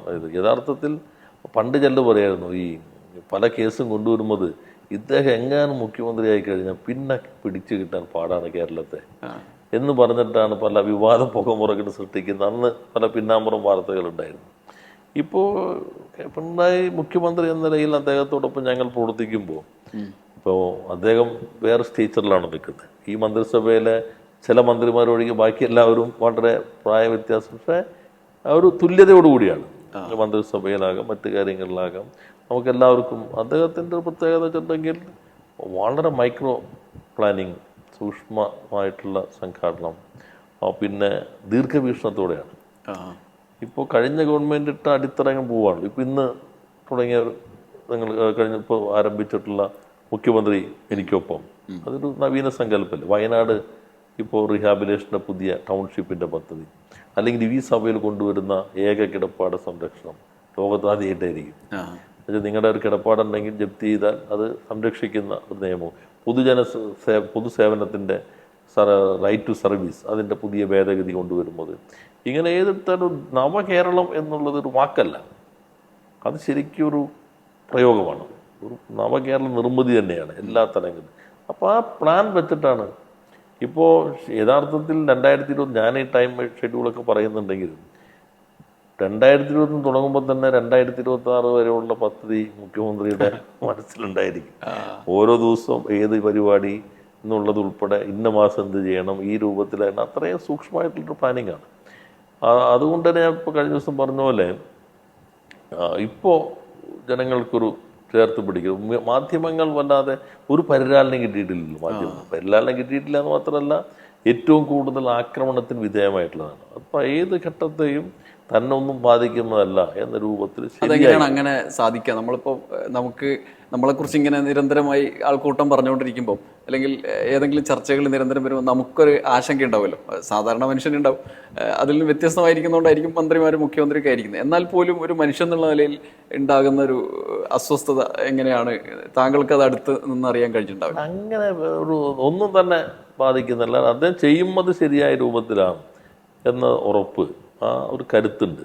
അത് എനിക്ക് തോന്നുന്നു സ്ഫുടം ചെയ്തെടുത്താണ്. സമരം, സഹനം, സംഘടനാ ജീവിതം, രാഷ്ട്രീയ ജീവിതം, അതിലൂടെയെല്ലാം. ഇപ്പം കേരളത്തിലെ കമ്മ്യൂണിസ്റ്റ് പ്രസ്ഥാനത്തിൻ്റെ ഒരു ഇത് നോക്കിക്കഴിഞ്ഞാൽ അതിൽ ഇപ്പോൾ പിണറായി പാർട്ടി സെക്രട്ടറി എന്ന നിലയിൽ, മുഖ്യമന്ത്രി എന്ന നിലയിൽ രണ്ട് തരത്തിലും ഇതേ സ്വഭാവത്തിലുള്ള സംഭാവനകൾ, അത് നിസ്തുലമായ സംഭാവനകളാണ്. ഏറ്റവും ചെറിയ ആൾ മുതൽ വലിയ ആൾ വരെയുള്ള എല്ലാ മനുഷ്യരുടെയും പ്രശ്നങ്ങൾ അഭിസംബോധന ചെയ്യുന്നു എന്നുള്ളതാണ്. അതിൽ ഇപ്പോൾ പ്രകടനം ഉണ്ടായ ഒരു കാര്യം പറയുമ്പോൾ എല്ലാവർക്കും അറിയാം, അത് ശരിയാണ്. ഇപ്പോൾ ചിലർ മല്ലിക സുകുമാരൻ്റെ ഇൻ്റർവ്യൂ ഒക്കെ ചിലർ പറയുന്നുണ്ട്. ഓരോ ഘട്ടത്തിലും ഓരോരുത്തർക്കും ഓരോരുത്തരുടെ പ്രശ്നങ്ങളിലും ഒരു സൂക്ഷ്മതയുണ്ട്. എന്നാൽ നമുക്കെല്ലാം പൂർണ്ണ സ്വാതന്ത്ര്യമുണ്ട്. ഈ പറയുന്ന പോലെ ചിലർ ഒരു മുഖ്യമന്ത്രിയാണ്, എല്ലാ മന്ത്രിമാരില്ല, എല്ലാ മന്ത്രിമാർക്കും ഇപ്പം എല്ലാ മന്ത്രിമാരും പെർഫോം ചെയ്യുന്നില്ലേ? ഇപ്പോൾ ഏത് വകുപ്പോട് നോക്കിക്കോളൂ, അവരുടേതെല്ലാമായ ഒരു അടയാളങ്ങളുണ്ട്. വ്യവസായം മാത്രമല്ല, വിദ്യാഭ്യാസം നോക്കി, ധനകാര്യം ഇപ്പോൾ നല്ല മാനേജ്മെൻ്റ് അല്ലേ, തദ്ദേശ സ്വയംഭരണം മികച്ച, ഉന്നത വിദ്യാഭ്യാസം നന്നായി, പൊതുവിതരണം നന്നായി, ഇപ്പോൾ തന്നെ സിവിൽ സപ്ലൈസിൻ്റെ എല്ലാം, റവന്യൂ നന്നായി പോകുന്നു, ഫിഷറീസ്, ഏത് വകുപ്പ് നോക്കി കഴിഞ്ഞു അതിലെല്ലാം എല്ലാവരും ടീം എന്ന നിലയിൽ എല്ലാവരും പെർഫോം ചെയ്യുന്നുണ്ട്. അതെങ്ങനെ പെർഫോം ചെയ്യാൻ പറ്റുന്നത്? അതിന് ഒരു ടീം ലീഡർ എല്ലാവരും കളക്റ്റീവായിട്ട് വർക്ക് ചെയ്യാനും അവരവരുടെ മണ്ഡലത്തിൽ പൂർണ്ണമായ സ്വാതന്ത്ര്യം നൽകുന്നുണ്ട്.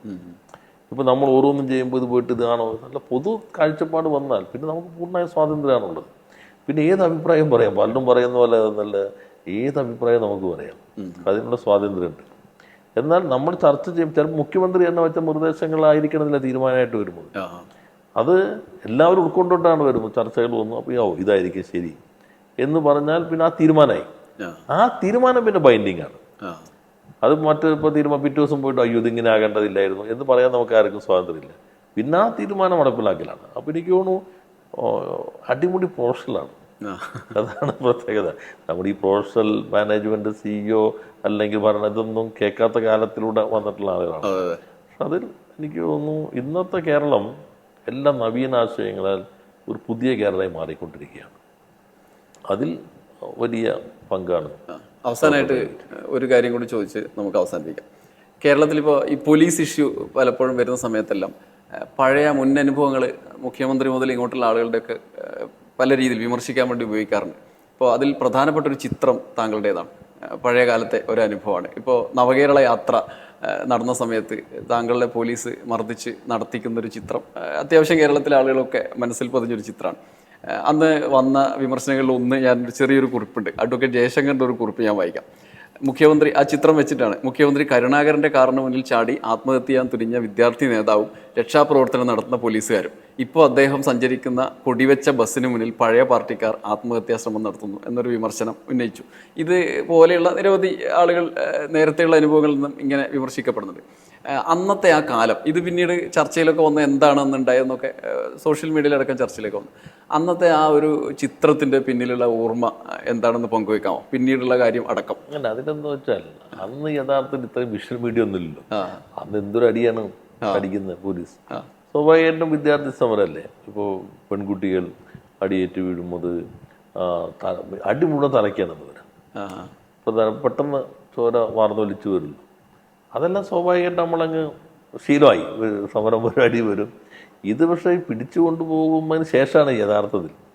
കാരണം പിടിച്ച് ഞങ്ങളെന്നിട്ട് ചാടി മുമ്പിൽ പെട്ടെന്ന് വന്ന് കരിങ്കൊടി കാണിക്കുകയും ചെയ്യുന്നു. വേറെ ഒരു ആയുധവും ഞങ്ങളുടെ ഇല്ല, ചെറിയൊരു കരിങ്കൊടി കഷ്ണം മാത്രമേ ഉള്ളൂ. അതെനിക്ക് തോന്നുന്നു അന്ന് രവികുമാറുണ്ട്, ജീവൻ, ഇപ്പോൾ ഇന്ത്യൻ എക്സ്പ്രസിൻ്റെ. അപ്പം ഞങ്ങളിത് കൂത്തുപറമ്പ് നടക്കുന്ന ദിവസമാണ്. അന്ന് വെടിവെപ്പ് കഴിഞ്ഞാൽ അതേ ദിവസം മുഖ്യമന്ത്രി, ആഭ്യന്തര വകുപ്പ് മന്ത്രി വരാണ്. സ്വാഭാവികമായിട്ടും പ്രതിഷേധം ഉണ്ടാകണമല്ലോ. അപ്പോൾ ഞങ്ങൾ ഈ മുഖ്യമന്ത്രി വരുന്നില്ല എന്ന് അറിഞ്ഞിട്ട് തിരിച്ചു പോകുമ്പോഴാണ് ജീവൻ പറഞ്ഞ പൂരിട്ടോ എന്നുണ്ട് കൂട്ടലുണ്ട്, രവികുമാർ വന്ന്. അങ്ങനെയാണ് ഞങ്ങൾ വീണ്ടും അങ്ങോട്ട് പോകുന്നതും ഈ കാര്യം കൂടി കാണിക്കുക. അതിന് ശേഷമാണ് ലോക്കപ്പിലിട്ടിട്ടുള്ള ഭീകരമർദ്ദനം. ഒരു രാത്രി മുഴുവൻ മർദ്ദനായിരുന്നു. അങ്ങനെ എൻ്റെ ഭാര്യയിലേക്ക് ഒന്ന് ഈ കഥനക്കുറ്റി തുണി പോയിട്ടിരിക്കുക. ഇങ്ങനെയാണ് ഭാര്യയിൽ പൊട്ടി. പിന്നെ ചെവി എന്ന് പറയുന്ന പോലെ ഒന്നുമല്ല. അന്ന് ഞാൻ കഴിഞ്ഞിട്ട് ഈ ചെവി ഇങ്ങനെ ഓപ്പറേഷൻ പറ്റുന്ന ഹോമിയോ ഒഴിക്കണം, ഒരു മരുന്നുണ്ട്. അപ്പോൾ നമ്മുടെ ഒരു കോമറേറ്റത് ഒഴിക്കുമ്പോൾ ഒരു തുള്ളി വീഴുമ്പോഴേക്കും ഞാനങ്ങ് ഒരു വളരെ സോഫ്റ്റ് അല്ലേ, മുറിവുണ്ട്. പിന്നെ ഇത് അങ്ങനെ രണ്ടാമത്തെ തുള്ളി ഒഴിക്കില്ല ഇത് കണ്ടിട്ട്. പിന്നെ ഞാൻ തന്നെയാണ് രണ്ടാമത്തെ തുള്ളി ഒഴിക്കുന്നത്. അപ്പോൾ അതിന് ഞങ്ങളെ വരാന്തിലിരുത്തിയിട്ട് ഒറ്റയ്ക്കൊറ്റയ്ക്കാണ്. കാരണം സാക്ഷി പറയാൻ പാടില്ലാത്തതുകൊണ്ട് കാൽവെള്ളയും ചൂരലിനുള്ള അടിയാണ്. അത് ഒടിയുന്നു വരെ. അങ്ങനെ പാർവതി എന്ന് പറഞ്ഞ പോലീസുകാർ കരഞ്ഞുകൊണ്ട് ഓടിപ്പോയി പുറത്തേക്ക്. പിന്നെ വെള്ളം, ലോക്കപ്പ് മുഴുവൻ വെള്ളം ഒഴിക്കും, ഇരുത്തില്ല. അത് പിന്നെ മനസ്സിലാക്കി ഇത് കാല് പൊളയ്ക്കാതിരിക്കാനാണ്. അപ്പോൾ അത് ഞങ്ങൾക്ക് മനസ്സിലായില്ല. കാല് പൊളയ്ക്കാതിരിക്കാൻ വേണ്ടിയാണ് ഈ വെള്ളത്തിലേക്ക് ഇടുന്നത്. ഇതൊന്നും പിന്നെ കോടതിയിൽ പോയി പറഞ്ഞിട്ടാണ് ഞങ്ങൾ ഹോസ്പിറ്റലിലേക്കൊക്കെ നേരെ കൊണ്ടുപോകുന്നത്. അതിൽ എന്ന് വെച്ചിട്ടുണ്ടെങ്കിൽ ഈ പോലീസ് എപ്പോഴും ഞങ്ങളുടെ ഭാഷയിൽ പറഞ്ഞാൽ ഭരണകൂടത്തിൻ്റെ ഒരു മർദ്ദനോപകരണമാണ് പോലീസ്. ഞങ്ങൾ അധികാരത്തിൽ വന്നു വെച്ച് കേരളത്തിൽ ഭരണകൂടമൊന്നും മാറുന്നില്ല, ബ്യൂറോക്രസി മാറുന്നിട്ട് അതിനെ പരമാവധി എങ്ങനെ ജനപക്ഷത്തെ ആക്കാൻ കഴിയും. അതിൻ്റെ സ്ട്രക്ചറും അതിൻ്റെ ഒരു സംവിധാനവും എല്ലാം അങ്ങനെ തന്നെയാണ്.